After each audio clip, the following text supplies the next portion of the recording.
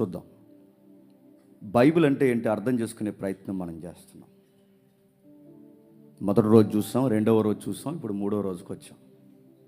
ఈరోజు మన ముందున్న టాస్క్, ఓల్డ్ టెస్టిమెంట్ అంటే ఏంటి అసలు, పాత నిబంధన, దాన్ని అర్థం చేసుకునే విధానం ఏంటి, దాన్నే ఏరియల్ సర్వే అన్నాం మనం.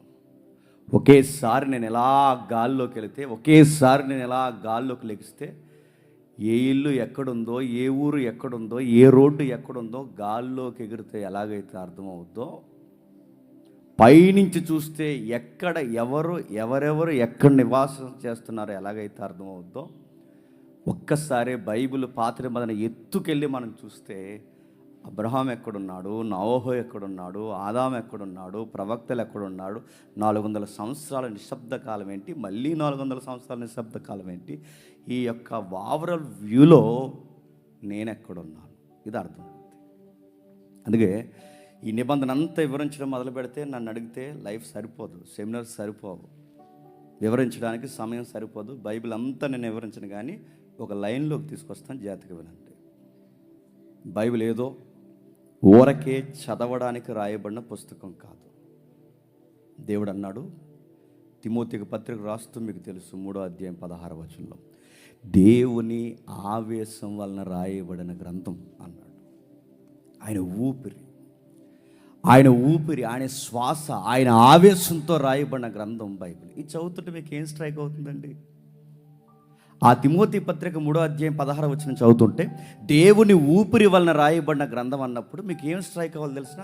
అదే ఊపిరి ఊది ఆదామని చేశాడు.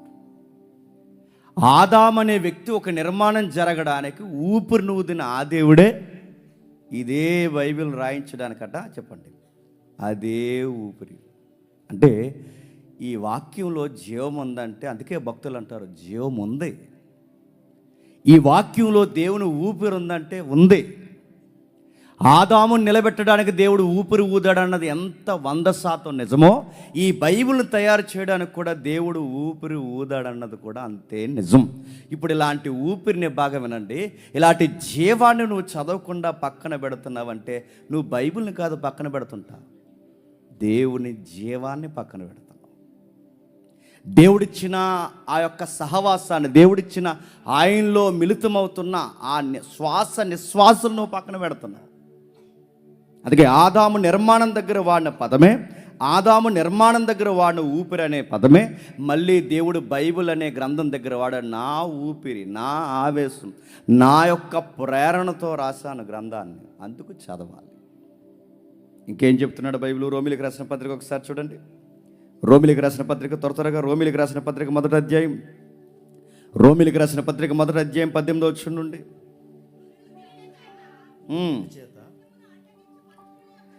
దుర్నీతి చేత సత్యమును అడ్డగించు మనుషుల యొక్క సమస్త భక్తిహీనత మీదను దేవుని కోపం పరలోకము నుండి బయలుపరచబడుచున్నది. దేవుని కోపము పరలోకము నుండి బయలుపరచబడుచున్నది. ఎందుకనగా దేవుని గురించి తెలియశక్యమైనదేదో అది వారి మధ్య విశుద్ధమై ఉన్నది.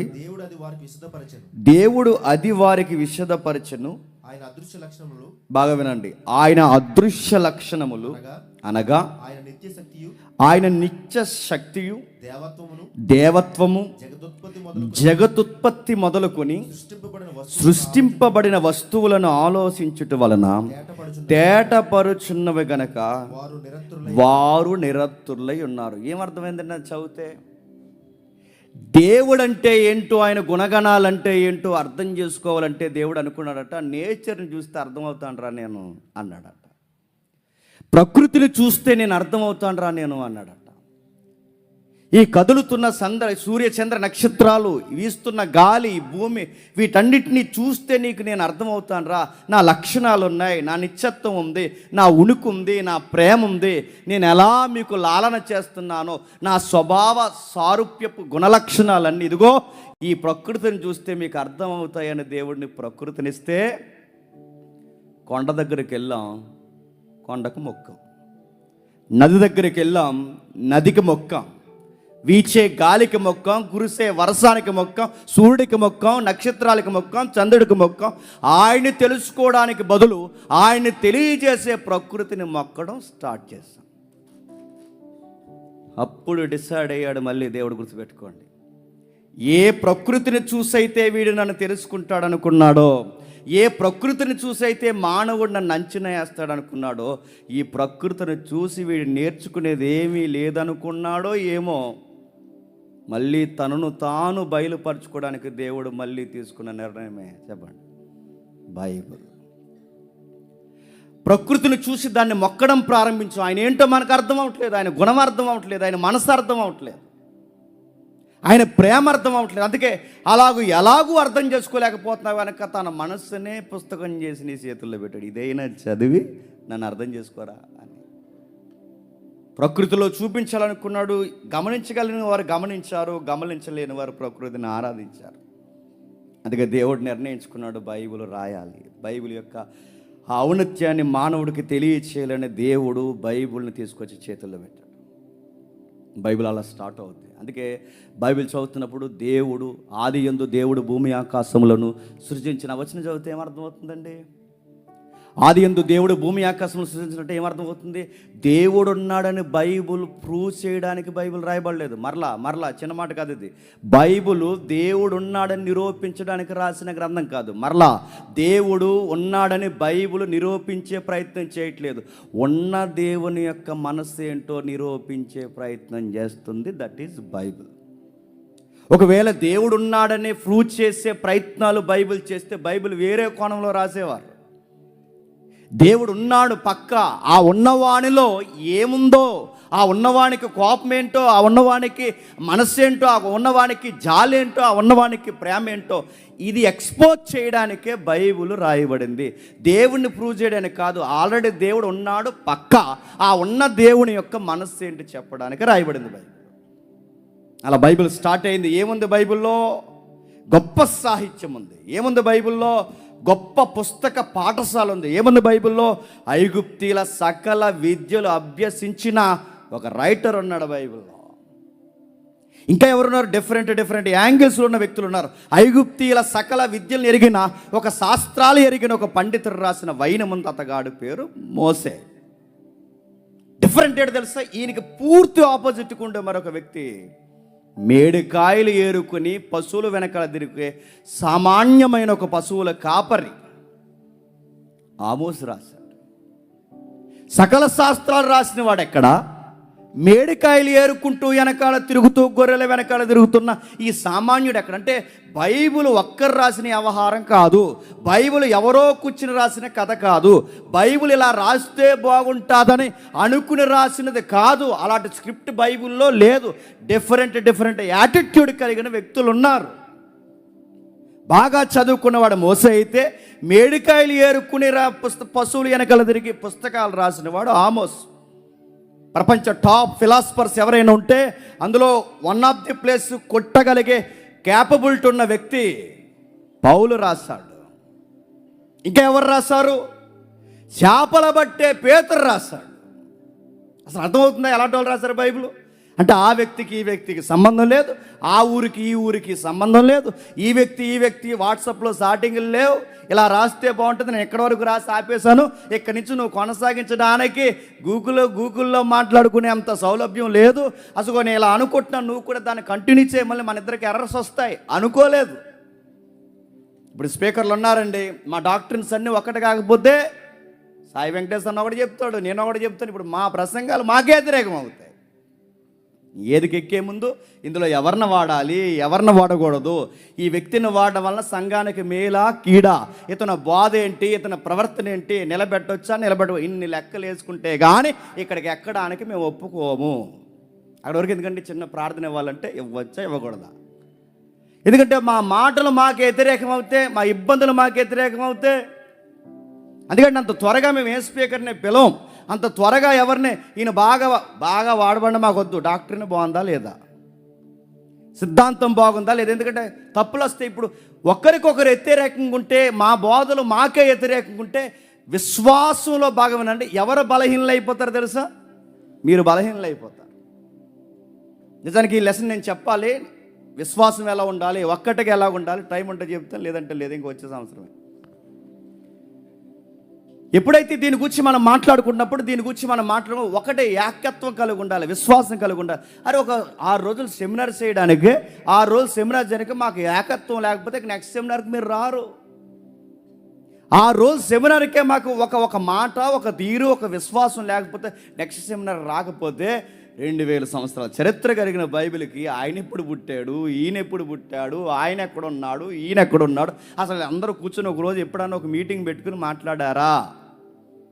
ఇదిగో నేను మత్తయి సువార్త రాస్తాను, నువ్వు లోకా సువార్త రాయని చెప్పుకున్నారా? అసలు మత్తయికి లోకాకి సంబంధమే లేదు. అసలు వాళ్ళు ఎక్కడ కూర్చుని ప్రయాణాలు చేసిన పద్ధతి. అందుకంటున్నాను, బైబిల్ వెనకాల ఎవరో నడిపించారండి, బైబిల్ వెనకాల ఎవరో ఉన్నారండి. బైబిల్ వెనకాల ఈ వ్యక్తులు వేరు ప్రాంతాలకి, రకరకాల భాషలకి, రకరకాల పనులకి, వీళ్ళు వృత్తి నైపుణ్యాలు సంబంధం లేకపోయినా వీటన్నిటి వెనకాల ఎవరో ఉండి నడిపించారు. ఆ నడిపించిన అసలు రైటర్ హోలీ స్పిరిట్. గుర్తుపెట్టుకోండి, ఆయన నడిపించాడు. ఎందుకంటే వంశాన్ని చెప్పాడు ఒక మంచి మాట, కాలానికి కావలున్నాడు కనుక మత్తయి ఎక్కడున్నాడో తెలుసు, లూకా ఎక్కడున్నాడో తెలుసు, మోసెస్ ఎక్కడుంటాడో తెలుసు. వీళ్ళందరినీ ఒక లైన్లో, ట్రాక్లో వాడుకున్నది ఎవరో తెలుసా? పరిశుద్ధుడు. అందుకే బైబిల్ ఒకదానికొకటి వ్యతిరేకత ఉండదు. ఇంకెవరు రాశారు? సుంకపు మెట్ట దగ్గర కూర్చున్న మత్తయి రాశాడు. ఇంకెవరు రాశారు? వేరే ఒక జాతికి చెందిన వైద్యుడైన లూకా రాశాడు. ఇంకెవరు రాశాడు? గొర్రెల కాపరైన దావీదు రాశాడు. ఇంకెవరు రాశారు? ప్రపంచంలో ఆయనకి ముందు కానీ ఆయన తర్వాత కానీ, ప్రపంచంలో ఆయనకి ముందు కానీ ఆయన తర్వాత కానీ అంత జ్ఞాని పుట్టలేదు, పుట్టడు, ఇంకెప్పటికీ రాడు. అంత జ్ఞాని అయిన సొలొమోను రాశాడు. 2000 సంవత్సరాల చరిత్రలో ఏమి రాశారంటే బైబిల్ని పాత నిబంధన ఎబ్రీలో రాశారు. బాగా వినండి, పాత నిబంధన ఎబ్రీలో రాశారు. దాన్ని ఇబ్రూ అని కూడా అంటారు. అడవడ గాలిలో నా మీద వీడియో పెట్టాడు, ఇబ్రూ అంటారు రయ్యా. తెలుగులో ఎబ్రీ అంటారు, ఇంగ్లీష్ ప్రొనౌన్సియేషన్లో ఇబ్రూ అంటారు దాన్ని. పక్కా బాగా వినండి, పాత నిబంధన ఎబ్రీలో రాశాడు. నూతన నిబంధనని పక్కా గ్రీకులో ఈ పదం వాడుతాను ఏమనుకోకండి, గ్రీకులో ఇంకా లో స్టాండింగ్లో ఉన్న బజార్ లాంగ్వేజ్తో రాశారు. బజార్ అంటే తప్పు కనుకోకండి, బజార్ అంటే సామాన్యంగా సంతల్లో ఈదుల్లో మాట్లాడుకుంటారు చూసారా, అలాంటి వాయిస్తో రాశారండి. Market language correct word, market లాంగ్వేజ్తో రాశారు. బజార్ మాటతో రాశారు. అంటే బజార్ అంటే మీరు తిట్టుకునే తిట్లు అనుకోకండి, నలుగురు సెంటర్లో కూర్చొని మాట్లాడుకునే సామాన్యంగా మాట్లాడుకునే టెక్స్ట్ బుక్ లాంగ్వేజ్ ఉండదు, అక్కడ ఉంటుందా? సామాన్యంగా మాట్లాడుకునే ఒక సామాన్య దిగువ స్థాయి గ్రీకులో రాశారు. ఎందుకు? అందరికీ వెళ్ళాలని. ఇంకేమున్నాయి ఇందులో హైలైట్స్? యెహోవా నా కాపరి అన్నాడు ఒక ఆయన. యెహోవా నా కాపరి అన్నది ఎవరు? కాపరి అన్నాడు, అదే హైలైట్. యెహోవా నాకు రాజై ఉన్నాడు అన్నాడు, ఎవరు అన్నది?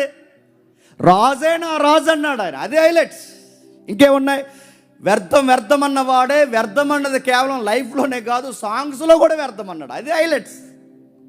ఇంకా ఏమున్నాయి బైబిల్లో? ఆదాము దగ్గర నుంచి ప్రకటన గ్రంథం వరకు కథలు ఉన్నాయి, సంభాషణలు ఉన్నాయి, సంఘటనలు ఉన్నాయి, ఆటలు ఉన్నాయి, ప్రేమ గీతాలు ఉన్నాయి, ఏడుపులు ఉన్నాయి, దుఃఖాలు చెప్పలేని, వ్యక్తీకరించలేని పదాల బరువులు ఉన్నాయి. ఇంకేమున్నాయి బైబిల్లో? బైబిల్ యొక్క చరిత్ర అలా చదువుకుంటూ వెళ్ళిపోతే మానవుని యొక్క వికృత రూపం ఎలా మారిపోయిందో కనబడిన ఒక చరిత్ర ఉంది బైబిల్లో.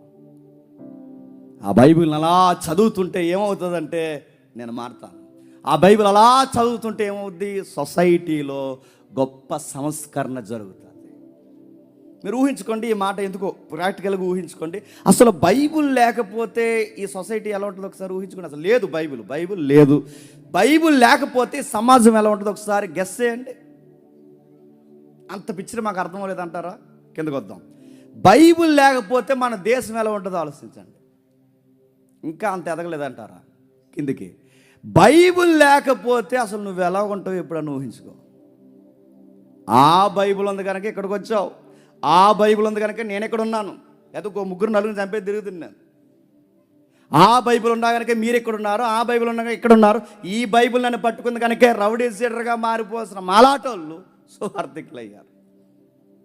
బైబిల్ లేకపోతే ఊహించండి మన లైఫ్ ఎలా ఉంటుంది. బైబిల్ లేకపోతే మన విధి విధానాలు ఎలా ఉంటాయి. అసలు బైబిల్ లేకపోతే మీ దాంపత్యం ఎలా ఉంటుంది. అసలు ఈ గైడ్ చేసే విధానం లేకపోతే ఏమవుతును. అందుకే బైబిల్ గొప్పది. బైబిల్ లేకపోతే ఈ సమాజాన్ని ఊహించలేం. బైబిల్ లేకపోతే ఈ సమాజాన్ని అర్థం చేసుకోలేం. బైబిల్ ఉండాలి. బైబిల్లో ఇంకా ఏముంది, బైబిల్ చదువుతుంటే ఒక ఓవరాల్ పిక్చర్ మనకు కనబడుతుంది. ఆ పిక్చర్ మనం చదువుతుంటే ఒక విచిత్రమైన పదాలు మనకు కనబడతాయి. త్వరగా మనకు మధ్యాహ్నం ప్రవీణ్ అన్న గారు వస్తున్నారు, సాయంత్రం వరకు మనతో గడుపుతారు. ఈరోజు ఆఫ్టర్నూన్ సెషన్ నైట్ వరకు ఆయనే మన మధ్య వాడబడుతున్నాడు. కాబట్టి టైం ఆయనకి ఇవ్వాలి. నేను త్వరగా పరిగెడతాను, ఎందుకంటే పాత నిబంధన డీల్ చేస్తే కానీ రేపు లాస్ట్ రోజు మళ్ళీ కొత్త నిబంధన నేను చెప్పలేను. అందరు రెడీయా? దూరం వెళ్ళిపోతారా? Okay right. మరి వెళ్తే వెళ్ళనిస్తామా? చూద్దాం. బైబిల్ని 4 భాగాలుగా చదువుతారు. బాగా వినండి, బైబిల్ని 4 భాగాలుగా చదువుతారు. ఒకటి, ఇప్పుడు మనం స్టార్ట్ చేసి చూస్తారా, ఓవర్వ్యూగా ఒకసారి చదువుతారు. ఇది మొదటి పద్ధతి. రెండవది, వచనం వెంబడి వచనం చదువుతారు. ఇది రెండవ పద్ధతి. మూడవది, టాపిక్ వే చదువుతారు. అంటే ఒక టైటిల్ తీసుకుంటాడు, ఒక టాపిక్ తీసుకుంటాడు. దాన్ని ఉదాహరణకి అసలు మానవుడు అంటే ఏంటి, ఇది ఒక టాపిక్. అది ఆదికాండం నుంచి ప్రకటన గ్రంథం వరకు ఎలా ఉంటుందో దీని ఒక టాపిక్ తయారు చేస్తారు. రెండోది, పాపం అంటే ఏంటి, దాని గురించి బైబిల్ ఏమైనా స్టేట్మెంట్ ఇస్తుంది, దాన్ని ఏ విధంగా మాట్లాడింది, ఇది ఒక టాపిక్. ఆదాము దగ్గర నుంచి, బాగా వినండి, ఆదాము దగ్గర నుంచి క్రొత్త నిబంధన పుస్తకాల వరకు ఏం జరిగింది ఈ విషయంలో, దీని గురించి ఇదిగో హోలీ స్పిరిట్ కొరకు దేవుడు ఏం మాట, ఇది ఒక టాపిక్. దీన్ని మూడవ పద్ధతిగా ఇదిగో ఒక పాఠంగా తయారు చేసే పద్ధతిని టాపిక్ వేసి చదివే విధానం అంటారు. నాలుగోది ఉంది టైపాలజీ అంటారు. టైపాలజీ అంటే ఆదామును చూపిస్తారు, ఈ ఆదామును పట్టుకెళ్ళి మరొక ఆదాముకి ముడిపెడతారు. ఈ ఆదాము ఈయనైతే మొదట ఆదాము, కడపట ఆదాము ఇంకొక ఆయన ఉన్నాడంటారు. దీన్ని టైపాలజీ అంటారు. దీన్ని అబ్రహాం సందర్భం తెలుసు కదా. అబ్రహాం సందర్భం, తన కొడుకుని బలి ఇవ్వడానికి వెళ్ళినప్పుడు పొదల్లో ఒక గొర్రె పిల్ల ఉంటుంది. ఆ గొర్రె పిల్లని దేన్ని సూచిస్తుందని మాట్లాడతారంటే రాబోతున్న అభిషక్తుని చూపిస్తుంది. దీన్ని టైప్ విధానం అంటారు. ఇది నాలుగవ పద్ధతి. మోసేను చూపిస్తారు. మోసేని, ఇదే టైపాలజీలో మోసేని చూపిస్తారు. మోసే వంటి ప్రవక్త ఒక ఆయన వస్తానన్నాడుగా, ఆ ప్రవక్త ఈయనే. దీన్నే టైపాలజీ అంటారు. ఇలా 4 పద్ధతుల్లో చదువుతారు. ఇప్పుడు ఈ 4 పద్ధతుల్లో మనం ఏ పద్ధతి ఇప్పుడు స్టార్ట్ చేస్తాం? మొదటిది ఓవరాల్ వ్యూ. ఇది మనం స్టార్ట్ చేస్తాం. వచనం వెనకాల వచనం బోధించడం ప్రారంభించాం అనుకోండి, టైం సరిపోదు. టాపిక్స్ మాట్లాడి మొదలుపెట్టాం అనుకోండి, సెమినార్ సరిపోవు. అసలు వ్యక్తి యొక్క ఉదాంతాలు ముడిపెట్టి టైపాలజీ మాట్లాడితే ప్రతి వచనంలో యేసుక్రీస్తు అని టైప్ చేసి మాట్లాడవచ్చు. అందుకే ఇదంతా కాదు, కానీ మీరు ఏం చూడాలనుకుంటున్న మొత్తం పాత నిబంధన అంటే ఏంటి, ఓవరాల్ వ్యూ ఏంటి, ఇది మనం ప్రారంభించాం. చూద్దామా అసలు ఏంటి పాత నిబంధన అంటే ఏంటి, దీన్ని అర్థం చేసుకునే విధానం. ఆదికాండం 1వ అధ్యాయం. ఆదికాండము 1వ అధ్యాయం 26వ వచనం. త్వరగా వచనాలు ఏమి కొంచెం జాగ్రత్తగా వినండి. ఇది ఒకటే. ఆదికాండం 1వ అధ్యాయం 26వ వచనం. దేవుడు మన స్వరూపమందు మన పోలిక చొప్పున నరులను చేయుదుము, వారు సముద్రపు చేపలను ఆకాశ పక్షులను పశువులను సమస్త భూమిని భూమి మీద ప్రాకు ప్రతి జంతువును ఏలుదురు గాకనియు పలికెను. దేవుడు తన స్వరూపమందు నరులను సృజించెను. ఏం చెప్తున్నాడండి దేవుడు? బాగా వినండి. దేవుడు ఏం చేస్తున్నాడట, ఇలా మాట్లాడుతూ తన స్వరూపమందు తన పోలుకు చొప్పున నరుని చేసింది. ఈ వచనంలో ఎవరిని పెట్టుకుని చదవాలి తెలుసా? నన్ను నేను పెట్టుకుని చదవాలి. దేవుడు జేమ్స్ అనే నన్ను తన పోలుకు చొప్పున తన స్వరూపమందు నన్ను చేశాడు. బైబిల్ని ఎలా చూస్తున్నామంటే తన పోలుకు చొప్పున తన రూపమందు నన్ను చేశాడు దేవుడు. ఇదిగో నన్నే డిజైన్ చేశాడు. 3వ అధ్యాయంకి వచ్చాం, వెళ్ళిపోతున్నాం సర్వే. 3వ అధ్యాయంకి వచ్చేసరికి దేవుడు చెప్పాడు తినొద్దు. 3వ అధ్యాయంకి వచ్చేసరికి దేవుడు చెప్పాడు ఆగొద్దు. 3వ అధ్యాయం దగ్గరకు వచ్చేసరికి చెప్పాడు అటువైపుకు పోవద్దు. 3వ అధ్యాయం దగ్గరకు వచ్చేసరికి చెప్పాడు జాగ్రత్త, ఈ 99 చెట్లలో ఏ చెట్టు అయినా తిను, ఆ చెట్టు జోలికి పోకు అన్న. వాంటెడ్గా ఆదాము కావాలని వద్దన్నదే చేశాడు. ఆదాము పొరపాటును తెంచేసాడు అనకండి. ఆదాము ఏదో అలా జరిగిపోయింది, అంత సీరియస్ అయిపోవచ్చేటండి దేవుడు అని అనకండి. చిన్నగా తింటే ఏమైపోయిందని అనకండి. 100 చెట్లు వేసి, బాగా వినండి, 100 చెట్లు వేసి ఆ 100 చెట్లలో 99 తినకరా, ఆ ఒక్కటే తినరంటే అది ప్రాబ్లం. 99 తినరా, ఆ ఒక్కటే తినకంటే ఎంత బలుపండి. వద్దన్నదే చేశాడంటే. ఈ మాట కొంచెం నేను పెట్టుకుని కూడా చెప్తున్నాను నేను. ఆదాము అనేసరి చూసారా, జేమ్స్ అంటారు మళ్ళీ ఇదో గొడవ. ఎందుకంటే దేవుడు ఏది రాయించినా చదవడం మానేశారు. దేవుడు రాయించినవి కూడా చెప్పకూడదని ఒక కొత్త తెగ ఒకటి స్టార్ట్ అయింది. వాంటెడ్గా చూడండి, ఆదాముకి ఇంటెలిజెన్స్ ఇచ్చాడు, ఆదాముకి స్వేచ్ఛ ఇచ్చాడు, ఆదాముకి తన సౌలభ్యం ఇచ్చాడు, ఆదాముకి చక్కటి భార్యని ఇచ్చాడు. ఇన్ని చేసి ఏదైతే చేయొద్దన్నాడో ఆ శోధనలోనే డోర్స్ ఓపెన్ చేశాడు. ఓపెన్ చేస్తే ఏమైంది? ఆత్మీయ మరణం వచ్చింది. ఓపెన్ చేస్తే ఏమైంది? శారీరకమైన మరణం వచ్చింది. ఓపెన్ చేస్తే ఏమైంది? అసలు మనకు సంబంధం లేని నరకం అనే మరొక మరణానికి డోర్ ఓపెన్ చేశారు. ఒక్క తప్పుతో కావాలని ఆయన చేశాడు. అందుకే ఆదాము వాళ్ళు చేసిన పరాకాష్ఠకి, ఆదాము వాళ్ళు చేసిన తప్పుకి, తన స్వేచ్ఛగా చేసిన తప్పుకి 3వ అధ్యాయం చేసి పాపంలో పడితే దాని పర్యవసానం ఎక్కడ కనబడుతుందో తెలుసా? 4వ అధ్యాయం. తల్లిదండ్రులు చేసిన తప్పుకి దాని యొక్క నష్టం, దాని తీవ్రత పిల్లల్లో కనబడుతుంది. అందుకే వద్దన్నాడు. అదే వద్దన్నాడు. నీకు స్వేచ్ఛనిచ్చాను, నీకొక జ్ఞానం ఇచ్చాను, జాగ్రత్త కలిగి ఉండు, వీటి వైపుకు పోకని ఆదాముకు చెబితే ఆదాము దాన్ని కావాలని తిన్నాడు. తింటే ఏమైంది? దాని నష్టం, దాని యొక్క పర్యవసానం పిల్లల మీద పడింది. అందుకే తలకాయలు స్థిరంగా ఉండాలంటారు. తల్లి ఒక దిక్కు, తండ్రి ఒక దిక్కు, నువ్వొక ఆలోచన, ఆయన ఒక ఆలోచన ఉంటే దీని ఎఫెక్ట్ ఆ పిల్లల మీద పడుతుంది. ఎవరికి వాళ్ళే యమునా తీరన్నట్టు తిరిగితే దాని యొక్క పర్యవసానం ఖచ్చితంగా అనుభవిస్తారు. మీరేమనుకుంటారంటే వాళ్ళకి చక్కగా డ్రై ఫ్రూట్స్ పెడుతున్నాం, చక్కగా ఫుడ్ పెడుతున్నాం, చక్కగా టైంకి బట్టలు కొంటున్నాం, పుస్తకాలు కొంటున్నాం, స్కూల్కి తీసుకొస్తున్నాం అంటే ఇవి ఉంటే సరిపోదు. మీ ఇద్దరు తినంగా ఉండాలి, మీ ఇద్దరు దేవునికి దగ్గరగా ఉండాలి. మీ ఇద్దరు దేవుడి నీతిని పాటించకపోతే దాని యొక్క నష్టం ఖచ్చితంగా వాళ్ళ మీద పడుతుంది. నీకు ప్రార్థన లేకపోతే నీ పిల్లలకు ప్రార్థన రాదు, నీకు బైబిల్ చదవడం రాకపోతే నీ పిల్లలు బైబిల్ చదవరు, నువ్వు చర్చిలో కూర్చునే అలవాటు నీకు లేకపోతే నీ పిల్లలు చర్చిలో కూర్చోరు, నువ్వు దేవుడిని గౌరవించకపోతే వాడు దేవుడిని గౌరవించు. దేవుడికి దూరంగా జరిగిన ఆది దంపతులు ఏమయ్యారు? నష్టపోయారు. వాళ్ళతోనే పోయిందా? పిల్లల వరకు దులిమాడేసింది నష్టం. ప్రియమైన కుమారుడు హత్యకు గురయ్యాడు. తన స్వరూపం మందు పుట్టిన కయ్యేను నరహంతకుడు అయిపోయాడు. ఈ 2 సీన్లలోకి దేవుడు వచ్చాడు. బాగా విన్నాను, దేవుడు మైండ్ అర్థమవుతుంది. ఆదాము పండు తెంచిన వెంటనే దేవుడు వచ్చి అడిగిన ప్రశ్న ఏంటో తెలుసా? ఎక్కడున్నావు అని అడిగాడు. కయ్యేను తప్పు చేసిన వెంటనే దేవుడు అడిగిన ప్రశ్న ఏంటో తెలుసా? ఏం చేసావు అని అడిగాడు. ఏమర్థమవుతున్నాడు అది చదువుతుంటే? ఎక్కడున్నావు, ఏం చేసావు, ఏమి చేసావు, ఎక్కడున్నావు ఏం చేసావు అని అడుగుతున్నాడు. దాని అర్థం ఏంటి? ఈ దేవుడు ఎలా అంటాడో తెలుసా? నీ జీవితం యొక్క లెక్కలు అడుగుతాడు. అకౌంటెంట్. బైబిల్ చదువుతుంటే ఒక కథలా చదవడం కాదు, ఈ బైబిల్ వెనకాల ఎవరిదో మైండ్ ఉంది. ఆయన మైండ్ ఏంటంటే లెక్కలు అడుగుతాడు. ఏం చేసావు, ఎక్కడున్నావు అడుగుతాడు. 6 రోజులు ఏ ఉద్దేశంతో కూర్చున్నావు అడుగుతాడు. ఎక్కడికి వెళ్ళి వస్తున్నావు అడుగుతాడు. రూములో ఏం చేస్తున్నావు అడుగుతాడు. ఇక్కడ కూర్చుని ఏం చేస్తున్నావు అడుగుతాడు. ఈయన అడుగుతాడు. ఈయన అడిగే దేవుడు, అది ఆయన మైండ్. అది ఏం చేస్తావు, ఎక్కడున్నావంటే ఒక్కరు తినంగా చెప్పలేదన్న దేవునికి, అంతా ఆవిడే చేసింది అన్నాడు ఆయన. వాళ్ళ నాన్నకున్న పొగరకు మించిన పొగరు కయ్యానికి వచ్చింది తెలుసా?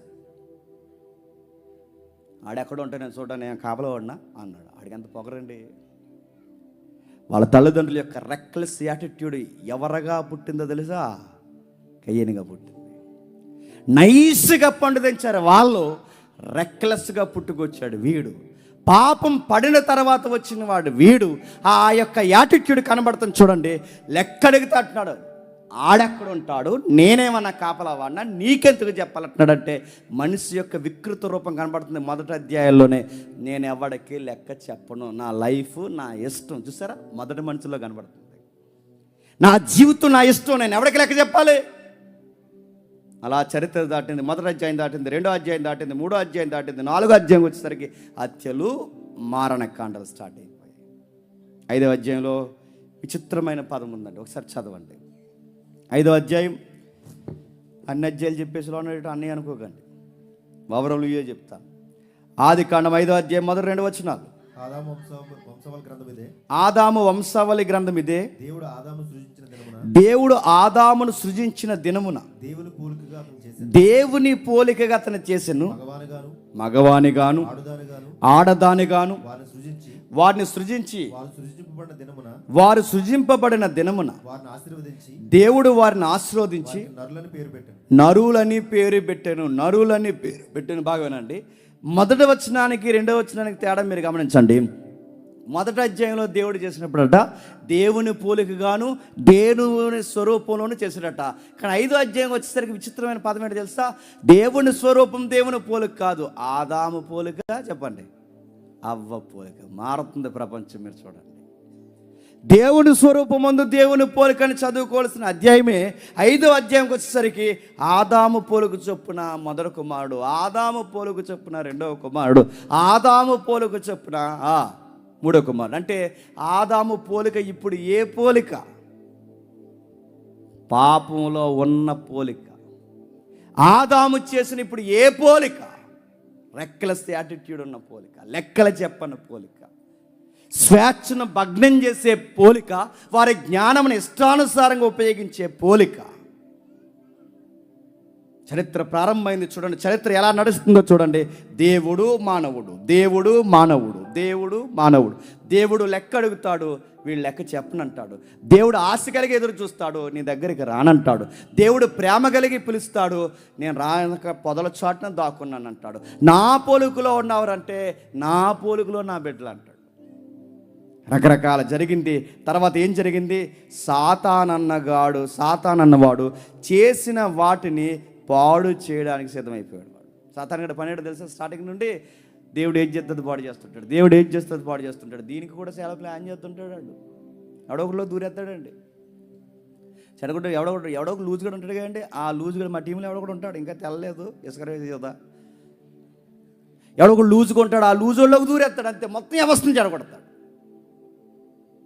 అదో రకమైన దైవ లక్షణాలు వచ్చేస్తాయి అడిగి. ఆదాము దగ్గర నుంచి సాతాను పన్నెండు తెలుసా? ఎవరో ఒకరిలోకి దూరుతాడు, ఏదో ఒకటి చేస్తాడు, మొత్తం వ్యవస్థను చెడగొడతాడు. దేవుడు బాగా వినండి, బైబిల్ అర్థమవుతుంది. దేవుడు ఏం చేస్తాడు? సాతానుగాడు దేవుడు చేసిన చెడగొడితే చెడిపోయిన దాన్ని మళ్ళీ యథాస్థితికి తీసుకొచ్చే ప్రాజెక్ట్ ఎవరు పెట్టుకున్నారో తెలుసా? దేవుడు. అదే ఆయన మైండ్ సెట్. దేవుని మైండ్ అర్థం అవ్వాలి. ఇంకేం జరిగింది? ఇలా సాతానుగాడు పాడు చేయడం, దేవుడు బాగు చేయడం, సాతానుగాడు పాడు చేయడం, దేవుడు మళ్ళీ యథాస్థితికి రావడం. ఈ ప్రశ్న మీకు రావచ్చు, అసలు సాతానుగాడిని తీసేస్తే బాగుంది కదండి అని. సాతానుగాడిని తీసేస్తే బాగుండుగా, మానవులను పాడు చేయకుండా ఉండుగా, సాతానుగాడే లేకపోతే బాగుండుగా, అసలు మానవుడు అన్నోడు చెడిపోకుండా ఉంటుంటే నన్ను అడిగితే ప్రాబ్లం సాతానుగాడు కాదు. నీకు బైబిల్ సరిగ్గా అర్థమైతే ప్రాబ్లం సాతానుగాడు కాదు, ప్రాబ్లం నీకు నువ్వే. నీకు స్వేచ్ఛ ఉంది, జ్ఞానం ఉంది, నీకు ఏ నిర్ణయం తీసుకోవాలో ఏ నిర్ణయం తీసుకోకూడదు నీకు అన్నీ ఉన్నప్పుడు, ఇంత చక్కటి విషయం ఉన్నప్పుడు సాతానుగాడు ఏం చేయగలడు? వాడు నువ్వు తినంగా ఉంటే వాడు ఏమైనా చేయగలడా? ఎవడో తండ్రి అన్నాడట, మా పిల్ల వయసుకు వచ్చింది, ఎవడన్నా ఈదులో తిరిగిన మాకు ఎవరు కూడా ఎత్తాను అన్నాడట. నన్ను ఈదులో తిరగకుండా ఆపేస్తావా? ఈదులో తిరగకపోతే సొంతలో తిరుగుతారు, సొంతలో తిరగకపోతే పక్కింట్లో తిరగకపోతే ఎదురుగా మీ పాప కాలేజ్ ఎదురుగా తిరుగుతాడు. ప్రాబ్లం ఇది కాదు, ప్రాబ్లం పక్కిళ్ళు కాదు, ప్రాబ్లం కాలేజ్ కాదు. చెప్పండి, మన పిల్ల బంగారం అయితే మనం బంగారం బాగుంటే గుర్తుపెట్టుకోండి. కుక్కలు ఎన్ని తిరిగినా చెప్పండి, బంగారం లాంటి చుక్కలాంటి మన తల్లిని ఎవడు ఏమీ చేయలేడు. ముందు మన బంగారం తినంగా ఉండాలి. ఈదులోడు తప్పేటి ముందు మరి మన ఇంట్లో ఉంది కుంపటే. ఈవిడ గారు తినంగా ఉండుంటే అన్నీ బాగుండు. ఈవిడ అలా చూశాడు, పైకి వెళ్తే ఈవిడ ఎలా సిగ్గుపడిపోతుందంటే ఇంక అయ్యింది, ఇంకా కొంప. ఈవిడ తినంగా ఉండాలిగా. ఆడి పని పట్టలేదు, చదువు లేదు, ఆడి గాలికి తిరుగుతున్నాడు. ఈవిడ ఎందుకు చూస్తుంది? గుర్తుపెట్టుకోండి, మనుషుడు అన్నవాడి ఎగ్జాంపుల్ మీకు అర్థమైతే, నువ్వు తినంగా ఉంటే ఆ గాలి అదవా ఈదులో తిరిగిన సాతానుగాడు ఆడేం చెప్తాడు? మా ఆడు ఈదులోకి వచ్చినా ఇంట్లోకి వచ్చినా వాడు ఏం చేయలేదు. ఎందుకంటే మనం ఖచ్చితంగా ఉన్నాం, మన జ్ఞానం ఉంది, మనకి దేవుని యొక్క సౌలభ్యం ఉంది, దేవుని యొక్క సహాయం ఉంది, దేవుని ఇచ్చిన స్వేచ్ఛ ఉంది. దేవుడు ఇచ్చిన ఆ జీవితం ఉన్నప్పుడు మనకు అర్థమైతే నేను అడుగుతున్నాను, వాడేం చేయగలడు? అదే అలాగేం కాదు ప్రభువా, నేను తప్పు చేస్తున్నప్పుడు లేదా ఆదాము తప్పు చేస్తున్నప్పుడు వెంటనే నా చేయి పట్టుకొచ్చు కదా ప్రభు అంటే పట్టుకోడు. రే ఏంట్రా పని ఏంట్రా అని దేవుడు ఆపడు. రే అక్కడ చేపెడతాడురా అని ఆపడు. ఎందుకు చెప్పనా, ఆయన అలా ఆపితే మనిషి స్వేచ్ఛ తీసేసినాడు అవుతాడు. మన స్వేచ్ఛకి ఎప్పుడు భగ్నం కలిగించాడు, మన జీవితానికి ఎప్పుడు అడ్డు చెప్పడు. ఆయన ముందుగా చెబుతాడు. ఏమని చెప్తాడంటే జాగ్రత్త జాగ్రత్త. ఆదాము తప్పు చేస్తున్నప్పుడు వచ్చి చెప్పాడు, కయ్యేను నరుగుతున్నప్పుడు వచ్చి చెప్పాడు. బాగా వినండి, ఆదాము తప్పు చేస్తున్నప్పుడు వచ్చి చెప్పాడు, కయ్యేను తన తమ్ముడిని చంపుతున్నప్పుడు వచ్చి చెప్పాడు. దేవుడు ఎప్పుడు చెప్తాడంటే జరగబోయే నష్టం ముందు ఏదో ఒకలాగా హెచ్చరికిస్తాడే తప్ప నీ చేయి పెట్టుకుని అలా చేయకురా అండో చెబుతాడు అంతే. ఎందుకంటే నీకు ఇచ్చే స్వేచ్ఛ నీకు ఇస్తాడు. అలా దాటాం. 6వ అధ్యాయంకి వస్తాం. 6వ అధ్యాయంకి వచ్చేసరికి దేవుడు ఆశపడిన పిల్లలు, దేవునికి వ్యతిరేకంగా ఉన్న నరులు, వారు వీరు కలిసి మిశ్రిత జనంగా కలిసి కొత్త కొత్త పెళ్ళిళ్ళు చేసుకుంటారు. సమాజం పాడైపోయింది. 7వ అధ్యాయంకి వచ్చేసాడు. 7వ అధ్యాయంకి వచ్చేసరికి దేవుడు చూస్తున్నాడు, కయ్యేను బాగలేదు, సంతానం బాగలేదు, ఎవరూ బాగలేదు. సరిగ్గా దేవుడికి ఒకడు దొరికాడు, ఆయనే నోవహు దొరికాడు. నోవహు ద్వారా దేవుడు మాట్లాడుకున్నాడు. నోవహు ద్వారా దేవుడు మాట్లాడుతున్నాడు. నోవహు అనే దేవుడు ఎందుకు ఎంపిక చేసుకున్నాడు? నోవహు దేవుని మాట వింటాడు, అంటే లెక్కకు సరిగ్గా సరిపోతాడు. మీకు మైండ్ అర్థమవుతుందో లేదో, దేవుడు లెక్క అడిగినప్పుడు ఆ లెక్క అలా సరిపోవాలి. ఆ లెక్క ఎప్పుడైతే సరిపోయిందో ఆ లెక్కలకు సరిపోయే వ్యక్తి కనుకే నోవహు నచ్చాడు. అప్పుడు దేవుడు అన్నాడు, నువ్వు నాకు లోబడుతున్నావు గనక, నా మాట వింటున్నావు గనక కొత్త ప్రపంచం నీతో స్టార్ట్ చేస్తా అన్నాడు. మీకు ఏమర్థమవుతుందండి? దేవుడు ఎవరిని వాడుకుంటారో తెలుసా? ఆయనకి ఎంత బాగా లోబడి లెక్కకు సరిపోతామో చెప్పాలి, వారిని బాగా వాడుకుంటాడు. నాకు నచ్చిందల్లా చేసేసి ఇది దేవుడికి నచ్చేస్తుందిలే అనుకుంటే తొక్కేస్తాడు. గుర్తుపెట్టుకోండి, ఆయన అలా ఉండడు. ఆయన చేసేది ఏంటంటే ఆయనకు అనుకూలంగా ఉండాలి, ఆయనకు లోబడాలి. అందుకే ఆదాము లోబడలేదు, నోవహు లోబడ్డాడు. ఆదాముకి ఇచ్చిన వాగ్దానం మళ్ళీ ఎవరికి ఇస్తున్నాడు? నోవహుకి ఇస్తున్నాడు. నీ ద్వారా కొత్త ప్రపంచాన్ని స్టార్ట్ చేస్తాను, కొత్త విధానాన్ని స్టార్ట్ చేస్తాను. అందుకే 11వ అధ్యాయం వచ్చేసరికి అక్కడ వరకు చరిత్ర బాగా నడిచింది. బాగా వినండి, అక్కడ వరకు చరిత్ర బాగా నడిచింది. అక్కడ వరకు చరిత్ర నడిచి 11వ అధ్యాయంకి వచ్చేసరికి మళ్ళీ నియంతల పరిపాలన వచ్చింది. మానవుని యొక్క బుద్ధి ఎలా ఉందో, మానవుని యొక్క హృదయం ఎలా ఉందో, మానవుని యొక్క భ్రష్ట లక్షణాలు ఎలా ఉన్నాయో, దుష్టత్వం ఎంత పెరిగిపోయిందో 11వ అధ్యాయం కీలక పాత్ర పోషిస్తుంది. ప్రపంచం ఎలా విభజింపబడిందో, భాషలు ఎలా వచ్చాయో, నియంత పరిపాలన ఎక్కడ పునాదులు పడిందో, ఐడల్ వర్షిప్ ఎలా స్టార్ట్ అయిందో, ఆకారాలు నిర్మాణాలు కట్టి దేవుణ్ణే జేబీలో పెట్టుకోవాలన్నంత పొగర ఎక్కడ పెట్టరేగిపోయిందో ఆదికాండం 11వ అధ్యాయం చెబుతుంది. ప్రపంచ వ్యవస్థలు ఎలా ప్రారంభమయ్యో ఆదికాండం. అందుకే ఏదన్నా మూలం దొరకాలి అంటే 10-11 అధ్యాయంలో దొరుకుతాయి. ఆ వ్యక్తుల పేర్లే దేశాలయ్యాయి, ఆ వ్యక్తుల పేర్లే జాతులయ్యాయి, ఆ వ్యక్తుల పేర్లే నైసర్గిక స్వరూపంలో ఎక్కడెక్కడ ఏ జాతి ఉద్భవించిందో ఆ వ్యక్తుల పేర్ల మీద ఉద్భవించాయి. రామేశ్వరం పేట అన్నారు, దీనికి ఒక మూలం ఉంటుంది ఎక్కడో, జాగ్రత్తగా తీగలాగితే. మా ఇంటి పేరు పోసపల్లి, దానికేదో మూలం ఉంటుంది. పలానా వారు దొడ్డ, దానికేదో మూలం ఉంటుంది. అలా మూలాలు వెళితే ప్రతి దానికి మూలం. అక్కడి నుంచి ప్రపంచాలు వ్యక్తుల పేర్ల మీద విడిపోయాయి, ప్రపంచ జాతులు వ్యక్తులు జాతులుగా విడిపోయాయి. అక్కడి నుంచి ప్రపంచం ప్రారంభమైంది. 11వ అధ్యాయం వచ్చేసరికి ప్రపంచం వికృత చర్యలకు మళ్ళీ నాంది పలికింది. మీకు అర్థమవుతుందా? దేవుడు మానవుడు, దేవుడు మానవుడు. 12వ అధ్యాయంకి వచ్చేస్తాం. దేవుడు ఎదురు చూశాడు, ఎవరున్నారు? మళ్ళీ నోవహు వెళ్ళిపోయాడు, తన కాలం ముగించుకోండి. పితరుడైన అబ్రహాము కనబడ్డాడు. తన లైఫ్ని దేవుడు ఇష్టపడ్డాడు. అబ్రహామును పిలుచుకున్నాడు. నేను చెప్పింది చేసావు అంటే, మళ్ళీ బాగా, నేను చెప్పింది చేసావు అంటే నీతో వండర్స్ చేయిస్తా అన్నాడు. నేను చెప్పింది చేసావు అంటే దేశం రాసిచ్చేస్తా అన్నాడు. నేను చెప్పింది చేసావు అంటే నీ శత్రువుకి నేను శత్రువు అవుతా, నీ మిత్రుడికి నేను మిత్రు అవుతా, నువ్వు శపిస్తే నేను శపిస్తా, నువ్వు దీవిస్తే నేను దీవిస్తా. కానీ షరతు ఒకటే, నువ్వు నాకు లోబడితే ఇవన్నీ చేస్తా. ఆయన మైండ్ అర్థం అవ్వాలండి. ఆదాము లోబడితే సృష్టిని తెచ్చి పాదాల దగ్గర పెట్టాడు. నోవహు లోబడితే ప్రపంచం నీ ద్వారా ఉద్భవింపజేస్తా అన్నాడు. అబ్రహాము మాటిని లోబడితే చెప్పండి, ప్రపంచంలో మళ్ళీ వండర్ క్రియేట్ చేస్తా నీతో అన్నాడు. మీకు ఏమర్థమవుతుంది చదువుతుంటే?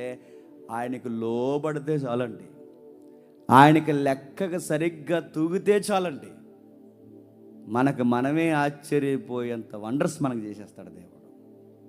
అబ్రహం అని అన్నాడు, నీ లైఫ్ నాకు ఇవ్వు, నాకు అకౌంటబిలిటీ మెయింటైన్ చేయి. ఒక లెక్క అడుగుతున్నాను, ముందు ఆ బంధువులు చుట్టాలు ఆ చెత్త చెదారం వేసుకుని తిరగడం మానే. ముందు నీ తండ్రి ఇంటి వారిని నీ వెనకాల ఉన్నారుగా సోదిబెచ్చ, ఆ సోదిబెత్తనంతా వదిలేసిరా. ఎందుకంటే వాళ్ళు నది ఆవల దేవతలు మొక్కుతారు, వాళ్ళకి భక్త భయమా. వాళ్ళందరిని వదిలేసి బయటికి రా. వాళ్ళందరిని వదిలి బయటకు వస్తే ఆ మూఢనమ్మకాల మనసుల నుంచి, ఆ నదీ పరివాహక ప్రాంతాల్లో బతుకుతున్న వారి దగ్గర నుంచి నువ్వు బయటికి రా, నిన్ను ఆశీర్వదిస్తానన్నాడు. ఎందుకంటే అమ్మ నాన్నగారు వాళ్ళ చుట్టాల పట్టాలు ఏం మొక్కుతారు? సూర్యచంద్రులను మొక్కుతారు. నది ఆవలు ఏం మొక్కుతున్నారట? సూర్యచంద్రులు మొక్కుతారు. డిఫరెంట్ ఏంటి చెప్పిన, దేవుడు బలేటోడు అండి. దేవుడు ఎలా ఉంటాడంటే, ఏ సూర్యచంద్రులను మొక్కుతారు ఇన్ని రోజులు వాళ్ళ ఇంట్లో, ఏ సూర్యచంద్రులను అయితే వాళ్ళు మొక్కుతారో అదే నక్షత్రాలను దేవుడు చూపించాడట, అలాంటి పిల్లల్ని ఇస్తాను కావాలా అన్నాడట. ఇప్పుడు అబ్రహం ఏం చేయాలండి? మనమైతే ఏం చేద్దాం? నక్షత్రాలకు పూజ చేద్దాం. పూజ ఇలా ఎత్తాడు దేవుడు, ఇదిగో నా పిల్లలు అంటామ్మా. అబ్రహాంతో దేవుడు మాట్లాడే సంభాషణ అర్థమవుతుందా? మీ ఇంట్లో ఏవైతే మొక్కుతారో అవే నీకు చూపించి నేను వాగ్దానం చేస్తున్నాను, ఆలకలాగే మొక్కుతావా, నా వైపు తిరుగుతావా? దట్ ఈజ్ ఆయన మైండ్. గుర్తుపెట్టుకుని, ఆయన మైండ్ యాటిట్యూడ్ అంతేనండి. నీకు ఏదో అట్రాక్షన్ కూడా ఉంటుంది, అది తెచ్చి నీ దగ్గర పెడతాడు, ఎలాగున్నావో చూస్తాడు. ఏరియా సందర్భంలో కాకులు రొట్టె మాంసం పట్టుకెళ్తాయట. కాకులు రొట్టె మాంసం పట్టుకెళ్తాయంటే కాకులకి ఎంత ఇష్టం అండి? రొట్టె అంటే సిగ్గులు ఎక్కడ చిన్నపిల్లలు అనుకుని పట్టిపోతాయి. మాంసం ఎన్ని పడితే ప్లేట్లో పట్టుకుని పోతాయి. కాకులకి పనిష్మెంట్ ఏంటి చెప్పిన, నీకు ఏది పిచ్చు అదే దగ్గర పెట్టి కాకుతా అన్నాడు, పిచ్చి పిచ్చి పనులు చేయకు అన్నాడు. అది ఇస్కరియోతు యోధాకి డబ్బు అంటే పిచ్చి, ఆ డబ్బు తెంచే వాడి దగ్గర పెట్టేమన్నాడు? జాగ్రత్త అన్నాడు. ఉన్నాడా? ఈ దేవుడికి ఉండే మైండ్ ఏంటి చెప్పిన, నీకు ఏదైతే బలహీనత ఉందో అది దగ్గర పెట్టి నువ్వు నా మాట వింటే జేమ్స్ వండర్స్ చేస్తా అంటాడు. నాకు నచ్చినవే నా దగ్గర ఉంటాయి, నాకు నచ్చేవే నా దగ్గర ఉంటాయి, అప్పుడు నేను తినంగా ఉండాలన్నమాట. నా మైనస్లు ఏంటో నా దేవునికి తెలుసు, నేను ఎలాంటోనో నా దేవునికి తెలుసు, నా అట్రాక్షన్ ఏంటో దేవునికి తెలుసు. అవన్నీ నా దగ్గర పెడతాడు. డబ్బు కాలితే డబ్బు పెడతాడు, అందాలు కావాలితే అందాలు పెడతాడు, లగ్జరీ కాలితే లగ్జరీ పెడతాడు, ఇవన్నీ దగ్గర పెడతాడు. లెక్క మిస్ అవ్వకు అని చెప్తాడు. జాగ్రత్తగా ఉండు, అటా ఇట అటా ఇట అటా ఇట అటా ఇట. అబ్రహాం అన్నాడు, ఇటే నీ వైపే అన్నాడు. బ్లెస్ చేశాడు, నక్షత్రాలను చూపించాడు. మీ అమ్మ నాన్న మొక్కుతున్న నక్షత్రాలని చూడు, అలాంటి పిల్లల్ని నీకు ఇస్తాను, ఈ వాగ్దానం భూభాగాన్ని నీకు ఇచ్చేస్తానన్నాడు. అన్నట్టుగానే ఇచ్చేశాడు. తర్వాత వారసత్వంగా యాకోబుగా ఇస్సాకుకి ఇచ్చాడు. ఇస్సాకు నుంచి యాకోబుకి వచ్చింది, యాకోబు నుండి 12 మంది పిల్లలకు వచ్చింది. అర్థమైపోద్ది, వినండి పాత నిబంధన ఏంటో. ఆ 12 మంది పిల్లలు ఐక్యత లేకుండా, లోబడకుండా, తల్లిదండ్రులు ప్రేమను అర్థం చేసుకోకుండా ఒకరిని నమ్మేశారు. అర్థమవుతున్న చరిత్ర. ఆదాము, నోహు, అబ్రహాము, ఇస్సాకు, యాకోబు. యాకోబుకి 12 మంది. ఈ 12 మందిలో అందరూ 10 మంది కలిసి ఒకరిని నమ్మేశారు అన్యాయంగా. సొంత అన్నయ్యలు అమ్మేశారు, తీసుకెళ్ళి పడేశారు, బానిసత్వంగా చేసేశారు. అలాంటి టైంలో అమ్మబడిన ఆ కుమారుడు ఏమన్నాడంటే, మీరు ఏ కుట్ర చేయలేదు, ఇది దేవుని సంకల్పం, నేను మిమ్మల్ని ఏమన్ను అన్నాడు. చరిత్ర అర్థమవుతుందో లేదో. ఆదాము, నోహు, అబ్రహాము, ఇస్సాకు, యాకోబు చరిత్ర అలా నడిచింది. ఆ చరిత్ర అలాగా ఐగుప్తికి వచ్చింది. యోసేపు కాలంలో చరిత్ర కొంతకాలం అక్కడ ఆగింది. చరిత్ర అలా నడుస్తూ వచ్చి యోసేపు కాలంలో అక్కడ ఆగింది. ఎంతకాలం ఆగింది?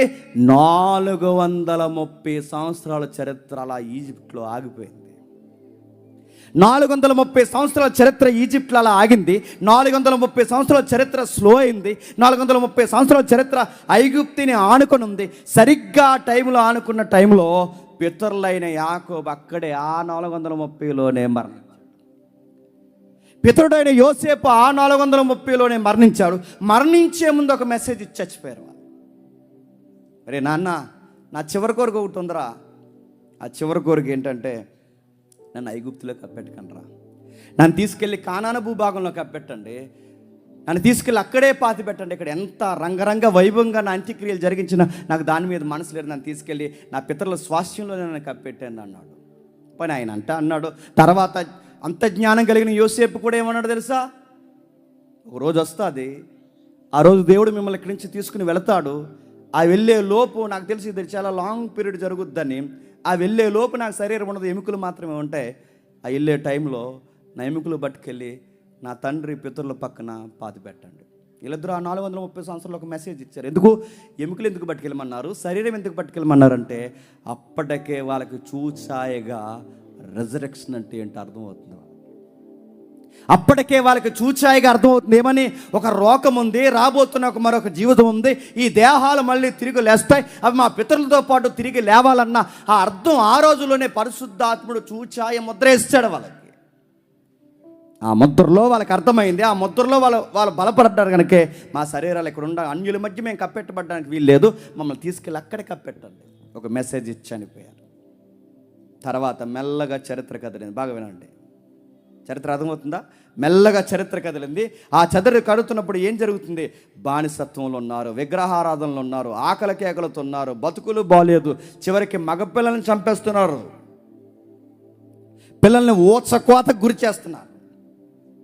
ఎంత అన్యాయంగా చూస్తున్నారంటే ఇశ్రాయేలు 430 సంవత్సరాలు ఆగింది చరిత్ర. అక్కడ విగ్రహారాధన, బానిసత్వం, భయంకరమైన బతుకులు, మగపిల్లల్ని చంపేయడం, ఆడపిల్లల్ని ఎత్తుకెళ్ళిపోవడం, రకరకాల కార్యాలు జరుగుతున్నాయి. చివరికి ఎంత నీచంగా వీళ్ళని చూశారంటే ఈజిప్ట్ సిటీలో వీళ్ళు ఉండడానికి వీల్లేదని గోసేను అనే ఒక ప్రాంతం ఇచ్చారు. మీరు ఎలుపులు ఉండండిరా అన్నారు. జాతి వైర్యం, ప్రాంతీయ భేదం, మీరెవర్రా మా మంచి బతకడానికి, పోండి అదిగో ఆ ఊరికి దూరంగా అక్కడ అక్కడ అక్కడ ఉందా మీ ఊరు, అక్కడ పోండి, అక్కడ ఉన్నాడు మీ జాతి అంతా. ఉదయాన్నే పనికి రండి, ఏదో రేషన్ ఇస్తున్నాం తీసుకుని పోండి, పెట్టిందే బంగారం అన్నట్టు తినండి, మళ్ళీ రాయితీలు కోరంటే చంపేస్తాం అనుకున్నారా? సరైన బట్ట లేదు, సరైన నీడ లేదు, సరైన తిండి లేదు, సరైన స్వేచ్ఛ లేదు. అక్కడి వరకు ఎందుకు, మగపిల్లలకు భవిష్యత్తు లేదు. ఏడ్చారు, బానిస బతుకుల్లో నుంచి ఏడ్చారు, ఆ బానిస బతుకుల్లోంచి గొంతెత్తి ఏడ్చారు. 430 సంవత్సరాలు మగ్గిపోతూ, లోపల కుమిలిపోతూ, ఆవేశంతో మా పితరుల్ని జ్ఞాపకం చేసుకున్న దేవా, మా పితరులకి వాగ్దానం చేసిన దేవా, మా పితరులకి మాట ఇచ్చిన దేవా, నువ్వు ఎక్కడున్నావు, మమ్మల్ని జ్ఞాపకం చేసుకో అని అడిగారు. మా ప్రార్థనలకి మనవివు, మా కన్నీళ్లకు అర్హతవు, మా కన్నీళ్ళని జ్ఞాపకం చేసుకో. మాకు జవాబు లేదా, మాకు తిండి లేదు, నీళ్ళు లేదు, మా అబ్రహాముకు మాట ఇచ్చావు, మా ఇస్సాకుకు మాట ఇచ్చావు, మా యాకోబుకు మాట ఇచ్చావు. మా చరిత్ర అలాగొచ్చి ఐగుప్తిలో ఆగిపోయింది ప్రభువా, మా తరాలు ఇక్కడ ఆగిపోయేలా ఉన్నాయి, మా పిల్లలు ఇక్కడ ఆగిపోయేలా ఉన్నారు. ఏడు ప్రభువా మా జీవితం ఇలా ఉందని ఏడ్చినప్పుడు ఫ్రీడమ్ ఫైటర్ని పుట్టించాడు దేవుడు. Freedom fighter Moses. ఆ బానిసర్కంలో, ఆ భయంకరమైన పరిస్థితుల్లో మోసే అనే వ్యక్తి పుట్టాడు. పుట్టినోడు ఇలా అన్నాడు, నా పితరులకు వాగ్దానం చేసిన దేవుడు, నా పితరులను పిలిచిన దేవుడు, నా జాతిని నిలబెట్టి ప్రపంచాన్ని ఆశీర్వదిస్తానన్న దేవుడు, నా దేవుడు, నా యెహోవా, నా ద్వారా ఇశ్రాయేలుకి రక్షణ కలగజేస్తున్నానని అనుకొని మీకు స్వేచ్ఛనవుతాను, మీకు ఊపిరినవుతాను, మీ పక్షాన నేను నిలబడతాను, ఐగుప్తితో నేను ఫైట్ చేస్తాను, ఎదురుగున్నది ఎర్ర సముద్రమైన ఏ ప్రమాదమైనా నేను నిలబడతాను. ఇశ్రాయేలుకు రక్షకుడిగా దేవుడు నన్ను పుట్టించాడని ఆయన తనలో తాను భావించుకొని, దేవుని ప్రేరణ నిర్ణయించుకొని, ఇశ్రాయేలు కొరకే నేను పుట్టానని తన పుట్టిక పరమార్థాన్ని ఎరిగి, నీ కొరకు నేను ఫైట్ చేస్తానని మోసే వచ్చి తెర మీదకి నిలబడితే ఈ రక్షకుడు నీళ్ళు అన్నారు, ఎవడరా నువ్వు అని అడిగారు. నీ పక్షాన్ని మేము నిలబడతామని మోసే అంటే, నువ్వా మాకు రక్షణ ఇచ్చేది, నువ్వా మాకు స్వేచ్ఛనిచ్చేది, నువ్వు మాకు నాయకుడికి ఉండాల్సిన అవసరం లేదు. బాధపడ్డాడు. ఈజిప్ట్లో దేవుడు బాగా వినండి, మోసేని ఎలా పెంచాడు చూడండి. ఈజిప్ట్లోనే పుట్టించాడు, ఏ బానిసర్కం ఉందో ఆ బానిసర్కంలోనే పుట్టించాడు, ఆ బానిసర్కంలోనే పెంచాడు, ఆ బానిస బతుకుల మధ్య పుట్టించాడు. అయితే ఆ బానిస బతుకుల్లో నుంచే రాజు దర్బార్లోకి తీసుకెళ్ళాడు, రాజు దర్బార్లో కూర్చోబెట్టే సకల శాస్త్రాలు నేర్పించాడు, సకల శాస్త్రాల అనుభవాల్లో నుంచి అరణ్యానికి తీసుకెళ్ళాడు. అరణ్యంలో 40 సంవత్సరాలు నలిపేశాడు, 40 సంవత్సరాలు నడిపేశాడు, నలిపి ఏడిపించేశాడు. ఆ ఏడిపించేసిన దేవుడు మళ్ళీ అదే ఏ ఐగుప్తీలైతే పెరిగాడో, ఏ ఐగుప్తీలైతే బానిసరకంగా ఉన్నాడో, అదే ఏ ఐగుప్తీలైతే సకల శాస్త్రాలు నేర్చుకున్నాడో, అదే ఐగుప్తి మీదకి ఫైట్కి రెడీ చేసి తీసుకొచ్చాడు. గాడ్స్ ప్లాన్ అంటారు దాన్ని. తీసుకొచ్చి మాట్లాడు, నీ చదువు, నీ బలము, నీ ఔన్నత్యము, నీ పౌరుషం కాదు మోసే, నువ్వు నిలబడు, వెనక నేను చేస్తా కార్యక్రమం. అది కాదు ప్రభా, ఫ్లో పోయింది. ఫ్లో అన్నాడు. ఫ్లో అంటే ఏంటి తెలుసా? నత్తి వచ్చేస్తుంది ప్రభా. ఎందుకంటే అక్కడ ఉన్నప్పుడు బాగా చదువుకునేవాడిని, బాగా మాట్లాడేవాడిని, నా ప్రసంగం బాగుండేది. అక్కడ ఉన్నప్పుడు చక్కగా అందరూ ఎంత మోటివేషన్గా మాట్లాడేవాడిని, నా నాలెడ్జ్ చదివిపోయేది. 40 years పెద్ద టెక్స్ట్ బుక్ లాంగ్వేజ్ ఏం వాడలేదు. ఎందుకంటే 40 సంవత్సరాలు గొర్రెలు వెనకాల తిరిగితే ఏం మాట్లాడతాడండి? డిక్షనరీ లాంగ్వేజ్ ఏం మాట్లాడతాడా? ఇది తప్ప ఇంకేం లేదు ప్రభు. అందుకే పదాలు మిస్ అయిపోయాయి. నేను కూడా అంతే, వీళ్ళు కూడా అంతే. కొన్ని రోజులు మాట్లాడటం మానేసారు, నన్నే ఏదన్నా అంతే. గుర్తుపెట్టుకోండి, ఆ అలవాటు ఉండాలి. అలవాటు పోయింది మోసేకి. అందుకే అన్నాడు, నెత్తి వచ్చింది ప్రభా, నత్తివాడు నేనే, నత్తివాడిని పుట్టించేవాడు నేనే, కుంటివాడిని పుట్టించేవాడు నేనే, మోగవాడిని పుట్టించేవాడు. నువ్వు నాకు చెప్తావేంటి? ఏ పాత్రని ఎలా వాడాలి నాకు తెలుసు. నువ్వురా తీసుకొచ్చాడు, వాడాడు, అద్భుతాలు చేశాడు. ఎంత చదువున్నా, ఎంత విద్య ఉన్నా దేవుడు ఏం చేశాడు తెలుసా? బయటికి తీసుకొచ్చి ఐగుప్తిలో విచిత్రమైన కార్యాలు తీసుకొచ్చి ఐగుప్తు నుంచి ఇశ్రాయేలుని మెల్లగా నడిపించి కానానుకు దగ్గర తీసుకొచ్చాడు.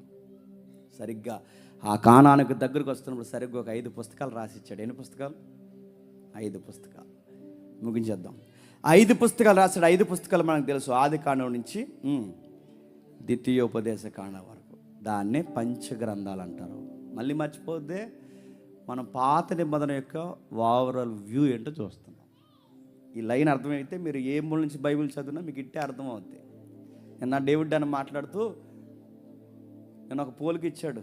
నేను ఏదో అన్నాడండి, ఎవరి కోసమో రాయబడి సంఖ్యాకాండంలో రాయబడింది అన్నాడట. ఏలియా కోసం అంట సంఖ్యాకాండంలో రాయబడిందంట. ఎందుకు ఆ పొరపాట్లు జరుగుతున్నాయి? నీకు ఒక ఓవరాల్ వ్యూ లేదు పాత నిబంధన మీద. ఆ పొరపాట్లు జరగకూడదంటే ఎవరెక్కడుంటారు, సంఖ్యాకాండంలో ఎవరు ఉంటారు, ఏలియా ఎక్కడుంటారు, ఎవరెక్కడుంటారు, ఈ పిక్చర్ బండ గుర్తుంటే బైబిల్ ఏ మూల నుంచి చదివని నీకు అర్థమవుతుంది. 5 కాండాలు రాశారు. 5 కాండాలు రాసినప్పుడు 5 గ్రంథాలు రాసినప్పుడు 5 గ్రంథాలు ఇచ్చి దేవుడు అన్నాడు, మోసే చాలేక నీ ఫైట్ అయిపోయింది, నీ యొక్క ప్రయాణం అయిపోయింది, ఇంక నువ్వు ఆగిపో అన్నాడు. ఇంత చేసిన తర్వాత దేవుడు ఇలాగే గాలి వదిలేస్తాడు. ఏం దేవుడు? గాలి దేవుడు అనలేదు. మోసే లోబడి అన్నాడు, ప్రభా నీ చిత్తమే సిద్ధించు కాక. అంత బాగానే ఉంది ప్రభా అంటే, ఇది వెళ్ళరా చూస్తావా, లాస్ట్కి ఒకసారి దేశాన్ని చూస్తావా, వెళ్ళరా పైకి ఎక్కు అన్నాడు. చూశాడు, ప్రైజ్ ది లార్డ్ ప్రభా బాగుంది అన్నాడు. నువ్వు వెళ్ళవలే అన్నాడు. అంటే వాళ్ళకి ఇద్దరికి ఏదో పర్సనల్స్ ఉన్నాయిలేండి అందుకు వెళ్ళని చెప్పాడు. ఆపేశాడు, ఆగిపోయాడు. ఆయన సమాధి ఎక్కడుందో కూడా తెలియదు, దేవుడు మరుగు చేసేసాడు. ఆయన శవం ఎక్కడుందో తెలియదు, ఆపేశాడు. దేవుడు వెళుతూ మోసే పని చేయి, మోసే నీకు విషయం చెప్పాలి. నీ వెనకాల ఎక్కడికి వెళ్ళమంటే వెళ్ళే ఒక కుర్రోడు ఉన్నాడుగా. దేవుడు గుర్తుపెట్టుకోండి, లోబడే వాళ్ళని ఎంచుకుంటాడు. గుర్తుపెట్టుకోండి, ఆదాము లోబడలేదు, పక్కన పెట్టాడు. నోవహు లోబడ్డాడు, ముందుకు పెట్టాడు. అబ్రహాము లోబడ్డాడు, ముందుకు పెట్టాడు. యోసేపు లోబడ్డాడు, 10 మంది గాలికి తిరిగారు, యోసేపుని పట్టుకుని చరిత్రలో పడ్డాడు. ఇప్పుడు మళ్ళీ వచ్చాడు, నీ వెనకాల లోబడతాడబ్బా కుర్రోడు యెహోషువ. నువ్వు కానాలు వెళ్ళమంటే కానాలు వెళ్తాడు, ఎగిరి వారుగా వెళ్ళమంటే ఎగిరి వెళ్తాడు, నీ కర్ర పట్టుకుంటాడు, నీ వెనకాల నడుస్తాడు, కూర్చోమంటే కూర్చుంటాడు, లెగమంటే లెగుతాడు. యెహోషువ పరిగెట్టంటే పరిగెడతాడు, యెహోషువ రా అంటే వస్తాడు, అలా పడుతూ ఉంటాడు. ఒక మాటలో చెప్పాలంటే నీ వెనకాల పనిచేసే ఆ పనోడు ఉన్నాడుగా, పనోడు, ఈ పదం నేను కావాలని అంటున్నాను, ఆ పనోడు ఉన్నాడుగా, నీ వెనకాల చిన్న చిన్న పనులు చేసే ఆ పనోడిని పనికొచ్చేవాడిగా చేస్తాను, ఆ కుర్రోడిని పిల్ల అన్నాడు. దేవుడు మైండ్ మీకు అర్థమవుతుందో లేదో? లోబడే వాళ్ళనే వాడుకుంటాడు, లోబడే వాళ్ళనే వింటాడు. యెహోషువని పిలు, ఆ యెహోషువని పిలిచాడు దేవుడు. ఇదిగో నువ్వు ఎర్ర సముద్రం పాయలు చేసావుగా, కుర్రోడితో ఎరుకోగోళ్ళు పడగట్టేస్తా పిలు అన్నాడు. ఆ కుర్రోడిని ఇదిగో నువ్వు ఐగుప్తిని గడగల్లాడించావుగా, ఈ కుర్రోడిని కానాను జాతుల్ని ఒంటి చేత్తో తరివించేస్తా, తీసుకురా. నువ్వు ఎర్ర సముద్రాన్ని పాయలు చేస్తే ఈ కుర్రోడితో యోర్దాను పాయలు చేస్తా. మీరు చూడండి, మోసే వెనకాల కర్ర పట్టుకుని తిరిగేవాడు, మోసే వెనకాల గిన్నె పట్టుకుని తిరిగేవాడు, మోసే వెనకాల దుప్పలు పట్టుకుని తిరిగేవాడు, మోసే వెనకాల చెబుతున్న చిన్న చిన్న పనులు చేసే దేవుడు మోసేకి ఏమాత్రం తగ్గని నాయకుడిని చేసేసాడండి. అది ఈ బైబిల్ దేవుడు చదువుతుంటే అర్థమవుతుంది. ఇది ఆయన పిక్చర్ అర్థం కావాల్సింది. ఎవరిని వాడుకుంటాడు? ఈ పని చెప్తే ఆ పనిలోకి దూరి, ఆ పని చెప్తే ఈ పనిలోకి దూరి, నువ్వు నాకు చెప్పావని తిరిగేసి మళ్ళీ మోసేని అడిగితే వాడుకుంటాడా? చెప్పే పని తినంగా చెయ్యాలి, చేసే పని తినంగా చెయ్యాలి, తగ్గాలి, లోబడాలి, లెక్కకి తగినట్టుగా వ్యవహరించాలి. అప్పుడేనండి దేవుడు మనతో వండర్స్ చేయిస్తాడు. ఏ స్థాయిలో ఉన్నావో గమనిస్తాడు. బరకలు మాడుతున్నావా చూస్తాడు, వంటలు ఆరుస్తున్నావా చూస్తాడు. అందరూ వెళ్ళిపోయినా, ఎవరికి లెక్క లేకుండా ఎవరికి వాళ్ళే ఆ బరకాల తనుకుని పోయినా నువ్వు మాత్రం మడతేస్తున్నావా చూస్తాడు. నేను చూడకపోవచ్చు, చూస్తాడు. రూమ్లో వాష్రూమ్కి వెళ్ళిన తర్వాత నువ్వు ఎలా యాటిట్యూడ్ని ఎలా ఉందో చూస్తాడు. ఆ వెనకొచ్చే వారికి ఎలా అశుద్ధంగా ఉన్న పని నా పని అయిపోయింది అనుకుంటున్నావు, అదే చూస్తాడు. అక్కడ వరకు ఎందుకంటే ఒక బిలీవర్గా నువ్వు రోడ్డు మీద ఎక్కడైనా, మళ్ళీ చెప్తున్నాను, నువ్వు రోడ్డు మీద అనేకులు లేని బాధ్యతలాగే నువ్వు వ్యవహరించి సులభ కాంప్లెక్స్లోకి పోయి నువ్వు నీళ్లు కొట్టకుండా బయటకు వచ్చినా చూస్తాడు. అడిగి నీకు తేడా ఉండాలిగా, నీ పని అయిపోతే ఇంక పక్కన నాశనం అయిపోయిన పర్లేదా? ప్రతిదీ చూస్తాడు. అందుకే దేవుడు యెహోషువతో దేవుడు అంటున్నాడు, తీసుకురా నిర్గమకాండలో నువ్వు ఎర్ర సముద్రాన్ని పాయలు చేసావు, ఈ అబ్బాయితో యొర్దాను పాయలు చేస్తాను. నువ్వు ఫరో రథాలు నన్ను చేసావు, ఎరుకో గోళ్ళ పరగొట్టించేస్తాను. ఇంకా చెబుతున్నాను, నువ్వు సముద్రాన్ని ఆపేసావేమో.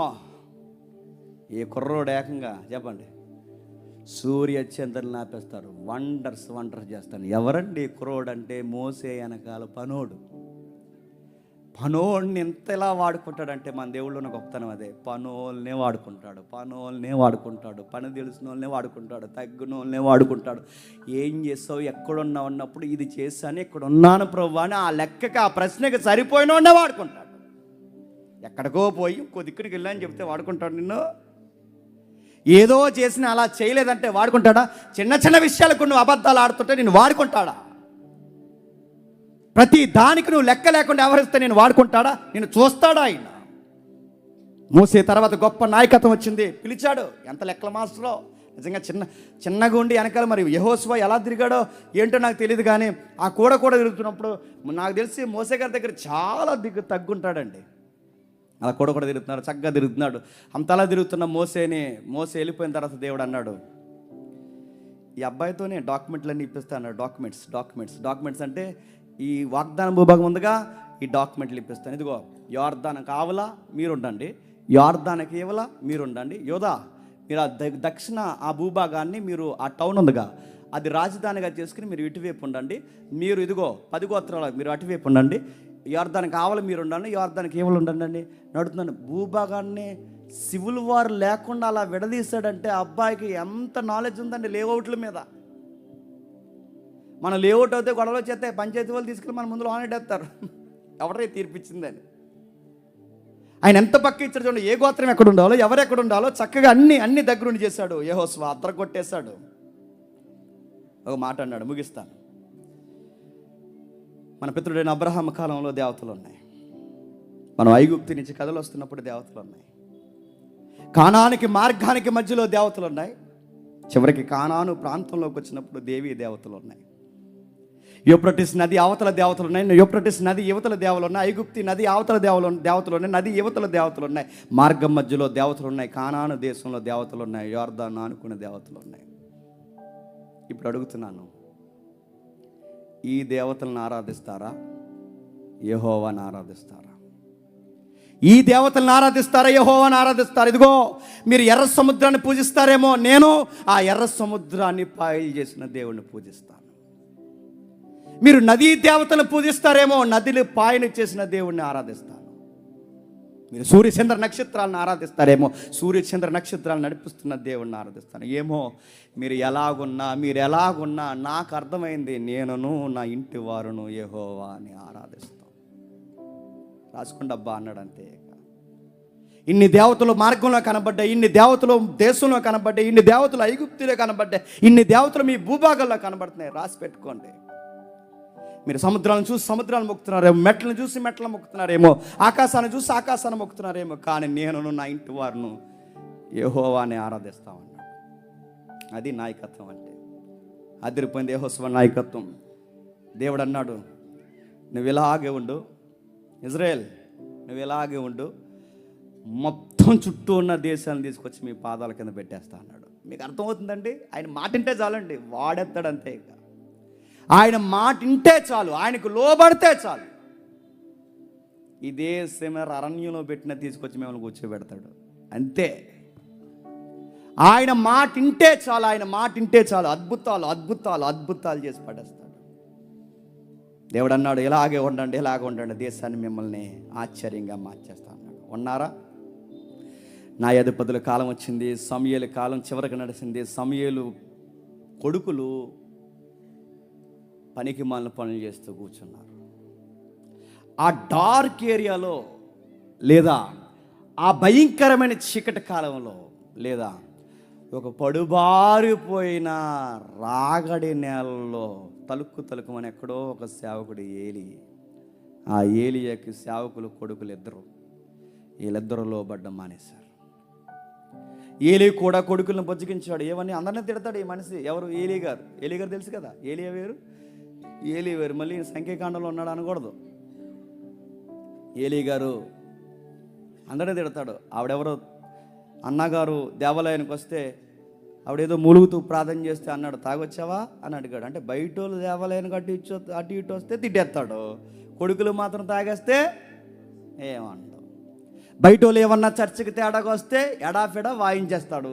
అదే కొడుకులు మాత్రం తాగొస్తే తాగకూడదు కదా నాన్న అన్నాడంట. సేవకులు ఉండే దౌర్భాగ్యమైన లక్షణం ఏంటి చెప్పిన, బయట వాళ్ళు మాత్రం కడిగి పడేస్తాం, మోయినంత స్కేల్ ఎడతాం, కానీ ఇంట్లో వాళ్ళకి మాత్రం చెప్పండి చర్చికి రావాలి కదా నాన్న అన్నాడు. బయట చర్చికి రాకపోతే సీరెత్తాడు దేవుడు ఏమనుకున్నావు అంటాం. అదే మన వాళ్ళు చర్చికి రాకపోతే చర్చికి రావాలి కదా బుజ్జి అన్నాడట. నీ బుజ్జి బజ్జి అయిపోద్ది ఏమనుకుంటున్నావు. బయట వాళ్ళకి ఎలా చెప్పో ఇంట్లో వాళ్ళకి అలాగే చెప్పాలి, గుర్తుపెట్టుకో. ఒకవేళ మీరు ఎవరన్నా మీ బుజ్జిలో చెత్త జాగ్రత్త. నెక్స్ట్ చెప్తున్నాడు, న్యాయాధిపతుల కాలం వచ్చింది. న్యాయాధిపతుల కాలం ముందుకు నడిచింది. సమూయేలు కొడుకులు లంచాలకి మరిగారు. సమూయేలు కొడుకులు లోబడాల్సింది పోయి దేశాన్ని అన్యాయానికి గురి చేశారు, డబ్బుకు మరిగేశారు. మొమాటం లేకుండా ఇశ్రాయేల్ అందరూ వచ్చి అన్నారు సిగ్గు లేకుండా. అంటే మేము అడగకపోదు, మేము ఎందుకు ఇలాగ అడుగుతున్నామంటే నీ వంటి ప్రవర్తన కలిగిన వారు కాదు నీ కొడుకులు, నీ వంటి న్యాయం కలిగిన వారు కాదు నీ కొడుకులు. అందుకే నేను అడుగుతున్నాం, మాకు రాజు కావాలి అన్నారు. సమూయేలు బాధపడ్డాడు. దేవుడు అన్నాడు, నువ్వు ఎందుకు బాధపడతావు? 40 సంవత్సరాలు నడిపించిన రాజునైనా నన్ను మర్చిపోయారు. 430 సంవత్సరాలు బానిసలుగా ఉన్న విడిపించిన రాజునైనా నన్ను మర్చిపోయారు. అన్నమే దొరికిన ప్రాంతంలో మన్నా పెట్టిన నన్ను మర్చిపోయారు. నీళ్ళే దొరికిన ప్రాంతంలో బండను బద్దలు చేసి నీళ్ళు ఇచ్చిన నన్ను మర్చిపోయారు. నువ్వేందుకు బాధపడుతున్నావు? సమూయేలు బాధపడాల్సింది నేను. అయినా ఒకటి చెప్పు వాళ్ళకి, మనుషుడు నాయకుడైతే ఆడికి బిల్డప్లు ఎక్కువ అవుతాయి. మనుషుడు నాయకుడైతే వాడు చాలా చేస్తాడు. మనుషుడు నాయకుడైతే వాడు అదో రకంగా మాట్లాడతాడు. మనుషుడు నాయకుడైతే తోటి మనుషుల్ని బానిసం చేసుకుంటాడు. వాడు చిత్తగా చెత్త పనులన్నీ చేస్తాడు. అదో రకమైన యాటిట్యూడ్ ఉంటుంది. అలా ఉంటారు మనుషులు పరిపాలన అంటే. చెప్పు, ఐగుప్తులో పరిపాలన మర్చిపోలేదని జ్ఞాపకం చేయాలి. అంతా విన్న తర్వాత అన్నారు, మాకు ఆ తిక్కల పనులు చేసే హీరోయే కావాలి మాకు అన్నారు. అందుకే ఇప్పుడు సమాజానికి కూడా హీరోలు ఎలాంటి చేసినా తాగేసి తిరిగేసి దొల్లేసే ఎదవే హీరో ఈరోజు. మీరు చూసారా? అల్లే హీరోలు. అందుకే ఎందుకు తాగేస్తున్నారు స్టూడెంట్స్ అందరూ? హీరోలు తాగేస్తారు. హీరోలు ఏం చేస్తారంటే కాలేజీ బస్సులు వెనకాల పరిగెడతారు. హీరోలు ఏం చేస్తారంటే ఆడపిల్లలు వెనకాల పరిగెడతారు. అదే కదా హీరోయిజం అంటే. అలాంటి వాళ్ళు ఇష్టపడతారు సొసైటీ. అలాంటి వాళ్ళు కావాలి రాజు. ఆ రాజుని ఇష్టపడ్డాడు. సిగ్గుతో భయంతో దాక్కుండిపోయే అలాంటి వ్యక్తిని సౌలుని రాజుగా దేవుడు ఇచ్చాడు. ఆ మనిషి ఏం చేశాడంటే జీవితాంతం తనని కవర్ చేసుకోవడమే సరిపోయింది తప్ప సరైన సేవ చేయడం మానేశాడు. ఎంతసేపు తన కవర్ చేసుకోవడం, నేను ఎలాగున్నాను, నా ఇంటి వారు ఎలా ఉన్నారు, నేను ఎలాగున్నాను, తర్వాత సింహాసనం ఎవరికి వస్తుంది, డబ్బు అధికారం పొగడతలు, వీటి కోసమే ఏడ్చాడే తప్ప దేవుని ఉద్దేశాలు నెరవేర్చడం మానేశాడు. దేవుడు అన్నాడు, నేను ఒకరిని కనుగొన్నాను, ఆ మనుషుల ద్వారా దేశాన్ని నేను మళ్ళీ లోబర్చాలనుకుంటున్నాను. నేను ఒక మనుషుని కనుగొన్నాను. ఆ మనుషుడు ఎవడో కాదు, గొర్రెల కాపరైన దావీదు. ముగించేస్తాను. గొర్రెల కాపరైన దావీదుని నేను ఎంపిక చేసుకున్నాను. దేవుడు అన్నాడు, ఈ అబ్బాయి ద్వారా దేశాన్ని మళ్ళీ బాగు చేస్తాను. విచిత్రం ఏంటో తెలుసా? దేశాన్ని జయించాడు, దేశాన్ని లోబర్చుకున్నాడు, దేశాన్ని చక్కగా ఒక పరిపాలనలోకి తీసుకొచ్చాడు. ఎంత ఎత్తుకెళ్ళిందంటే దావీదు కాలంలో చుట్టుపక్కల దేశాలు కప్పం కట్టాయి.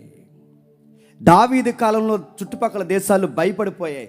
సొలొమోను కాలంలో ప్రతి ఒక్కరూ దావీదు యొక్క దండయాత్రలో సొలొమోను యొక్క జ్ఞానానికి ఫిదా అయిపోయారు.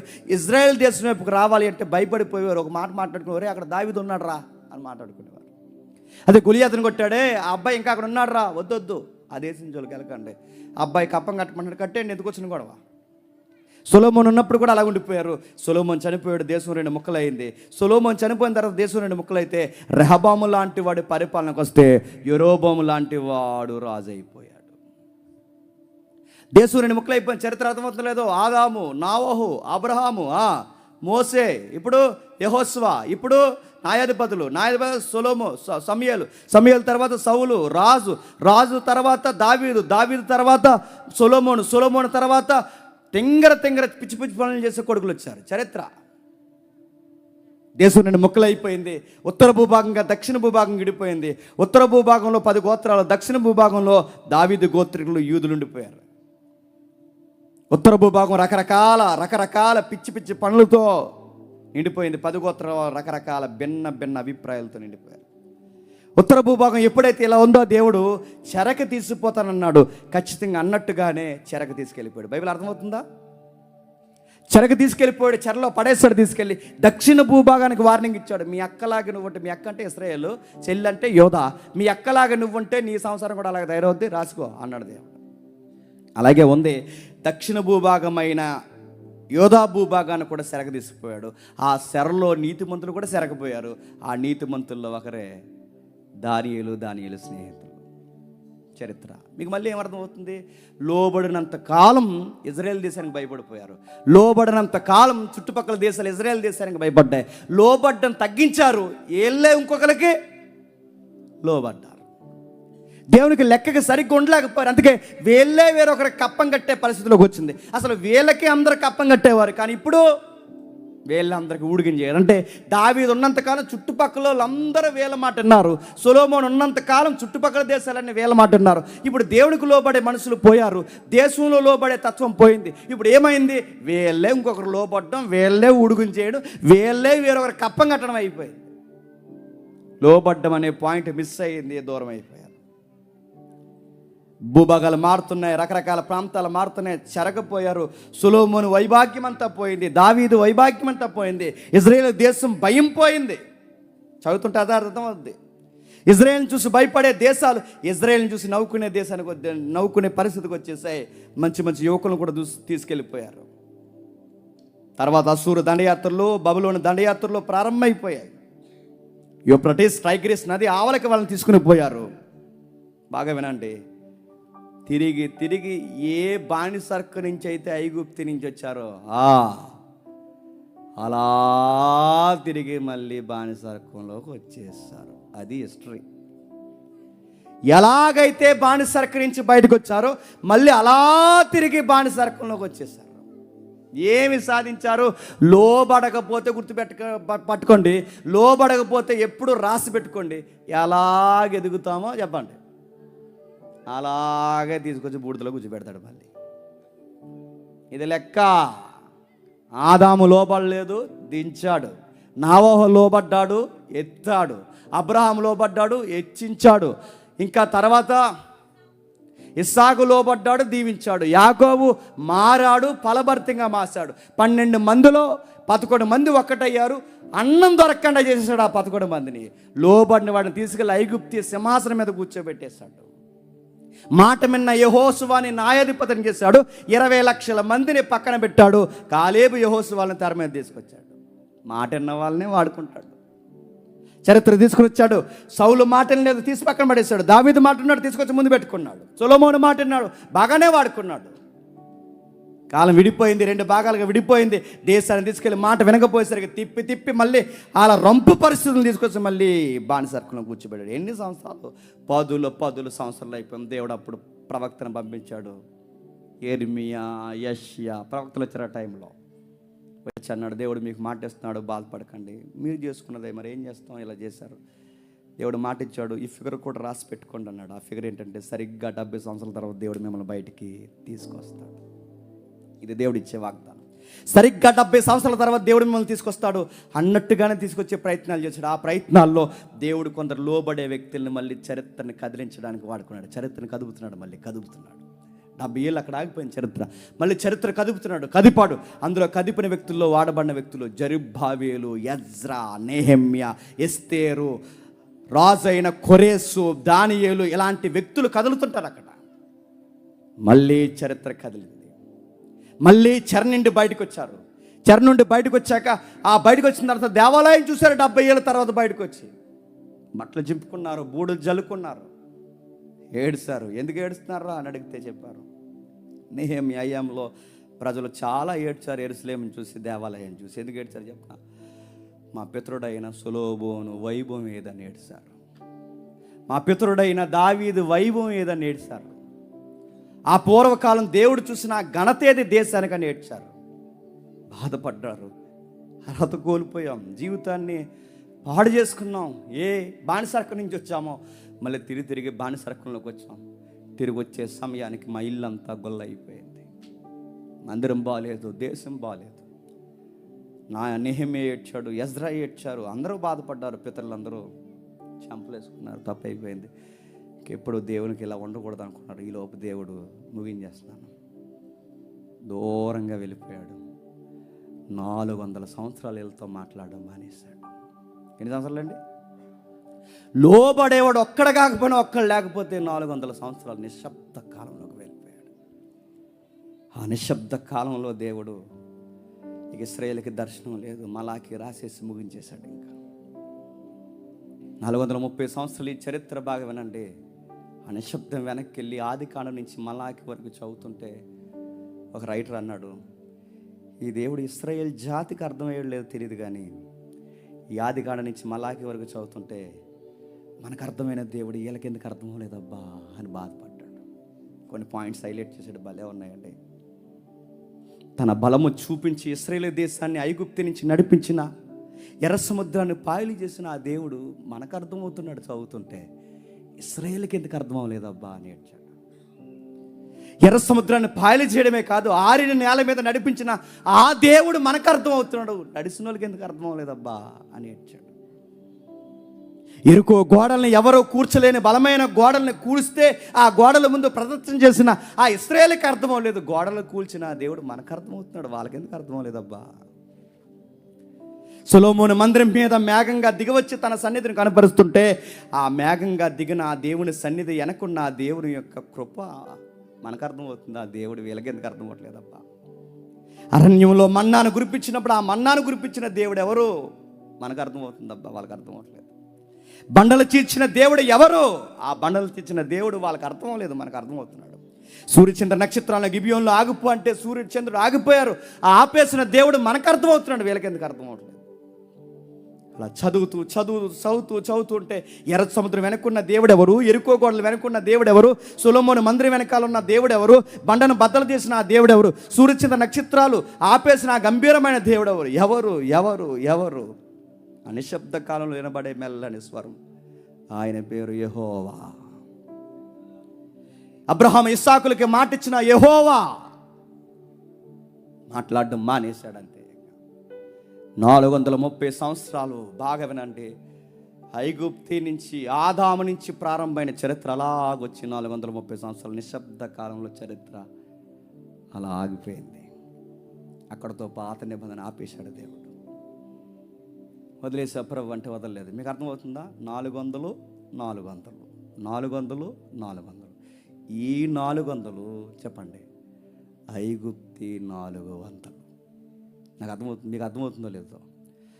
400 సంవత్సరాలు అంటే ఏ 400 సంవత్సరాలు నిశ్శబ్దంగా దేవుడు ఉన్నాడు ఐగుప్తిలో, మళ్ళీ అలాగే 400 సంవత్సరాలు నిశ్శబ్దంగా ఉన్నాడు. ముగించేస్తున్నా. ఆ నిశ్శబ్దం ఐగుప్తిలో 430 సంవత్సరాల తర్వాత ఫైటర్ పుట్టాడు మోజెస్.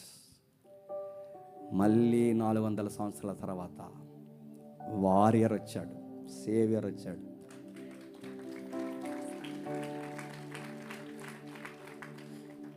ఇంత చరిత్ర చదువుతున్నాడు, మనకు అర్థమవుతున్న దేవుడు ఈ ప్రపంచానికి ఎందుకు అర్థం అవట్లేదు. అందుకే మత్తయి సువార్తలో ఒక మంచి మాట ఉంటుంది, చదవండి, ముగించుకుందాం. 1వ అధ్యాయం 19వ వచనం.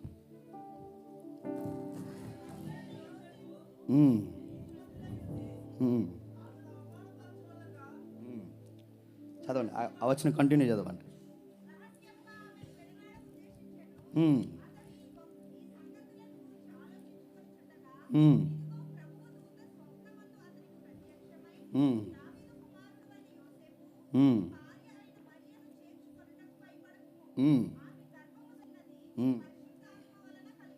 ఆ 27వ వచనం చూడండి.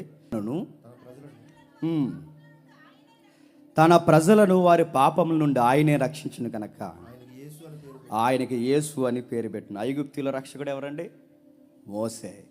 430 సంవత్సరాల ఐగుప్తుల రక్షకుడు మోసే అయితే మళ్ళీ నిశ్శబ్దం 400 సంవత్సరాల తర్వాత ఇప్పుడు నిజమైన రక్షకుడిగా ఎవరు వచ్చారో తెలుసా? అదృశ్య దేవుని స్వరూపమైన దేవుని కుమారుడిలోకి వచ్చాడు. దేవుడు అన్నాడు, నేను ఇమ్మానుయేల్. దేవుడు అన్నాడు, మీ రక్షకుడిని. దేవుడు అన్నాడు, ఇక మిమ్మల్ని నిడవను ఎడబాయను. అర్థం వచ్చే పేరే దేవుడు ఎల్లప్పుడూ మన తోడై ఉంటాడు, నా చేయబట్టుకుంటాడు. ఆయన పేరే ఇమ్మానుయేల్, దేవుడు. అప్పుడు న్యూ టెస్టిమెంట్ స్టార్ట్ అయింది. అర్థమవుతుందో లేదు? పాత నిబంధన ఏతే రక్షకుడు వాళ్ళని నడిపించడానికి వచ్చాడో మళ్ళీ ప్రభు అయిన యేసుక్రీస్తు వారిని నడిపించడానికి వచ్చాడు. ఆ మోసేని ఎలాగైతే ముగించేస్తున్నాను, ఆ మోసేని ఎలాగైతే నువ్వా మాకు రక్షకుడు అని ఎలాగైతే అడిగారో సేమ్ ఈ రక్షకుడిని కూడా ఏం చేస్తారు తెలుసా? సిలువు వేసి చంపేశారు. ఈ ప్రపంచం సిలువుకు అప్పగించేశారు, భయంకరంగా హేళన చేశారు. దేవుడే దీనుడికి వచ్చి మనం వచ్చి నిలబడితే నువ్వు మాకు అవసరం లేదు, నువ్వు మాకు రక్షకుడు పెట్టని ఈ రోజుకి ఆయన్ని ఎటకారం చేస్తున్నారు. ఇది బైబుల్. ఓవరాల్ వ్యూలో పాత నిబంధన ఏంటంటే ఇది కన్నీటి గాథ, మానవుని గాథ, దేవుని ఆవేదన, దేవుని సంకల్పం. ఇది పాత నిబంధన. క్రొత్త నిబంధన ఎలా ఉంటుందంటే రేపు వినండి, వండర్ అయిపోతాం. మళ్ళీ చరిత్ర అలాగే మొదలవుతుందండి. విచిత్రంగా ఉంటుందండి బైబిల్ చదువుతుంటే.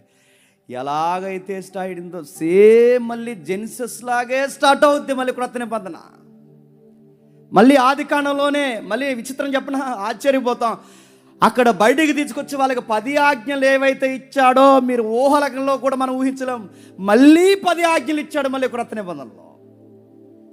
మళ్ళీ మరొక నిబంధన స్టార్ట్ చేశాడు. టెస్టిమెంట్ రాశాడు. 400 నిశ్శబ్దంగా ఉన్నాడు. 400 సంవత్సరాలు మళ్ళీ నిశ్శబ్దంగా ఉన్నాడు. క్రొత్త నిబంధన రాసేసి 2000 సంవత్సరాల నుంచి ఇంకా నిశ్శబ్దంగా ఎదురు చూస్తున్నాడు. ఇక మళ్ళీ ఎవరో పుట్టరో, ఇక దేవుడే మేఘాల మీద రాబోతున్నాడు. ఇదేంటో, దీని చరిత్ర ఏంటో, దీని భారం ఏంటో, దీని పరిస్థితులు ఏంటో, ఈ నూతన నిబంధన గొడవ ఏంటో, ఆయన ప్రేమ ఏంటో రేపు చూద్దాం. ప్రార్థనతో సిద్ధపడరండి. నేను చెప్పిందంతా ఆలోచించండి. నేను ఏం చెప్పానో గమనించండి. మధ్యాహ్నం మర్చిపోద్దు. ప్రవీణ్ అన్న గారు వస్తున్నారు. నేను అడిగాను ఏ సబ్జెక్టులు చెప్పాలి బ్రదర్ అని అడిగినప్పుడు అన్నాను, అన్న క్రైస్తవ మిషనరీ వ్యవస్థ మన దేశానికి ఏం చెప్పిందో మీరు ఎండాలజీ చాలా బాగా చెప్తారు, ఎండాలజీలో ఒక భాగాలు కొన్ని చెప్పండి అన్న అడిగాను. ఆయన చరిత్ర చెప్తాడు. మధ్యాహ్నం కొంచెం తొక్కు తినరండి, అలానే పాడు చేయకండి, కొంచెం గ్యాప్గా ఉండరండి. రెండవది ఇంకేం చెప్పాలి సోదరుని అడిగితే పాప స్వభావాన్ని గురించి చెప్పండి అన్న అని అడిగాను. ఈ 2 సబ్జెక్టులు మనం డీల్ చేస్తారు. ఆయన మీరు ఎంత త్వరగా వచ్చి మీరు ఎంత ఇంట్రెస్ట్గా ఉంటే అంత బాగా ఆయన మీకు అర్థమయ్యేలా చెప్తాడు. ఎందుకంటే మేము ఒకరికొకరు అలవాటు అయిపోయాం కనుక అర్థమైందా లేదా అని అడుగుతాం. ఆయన కొత్తగా వస్తున్నాడు కనుక మీకు అర్థం అవ్వకపోయినా అర్థమైనట్టండి మొఖాలు అర్థమయ్యేలా చెప్తాడు. ప్రార్థన చేసుకుందాం. ప్రార్థన. ప్రేమ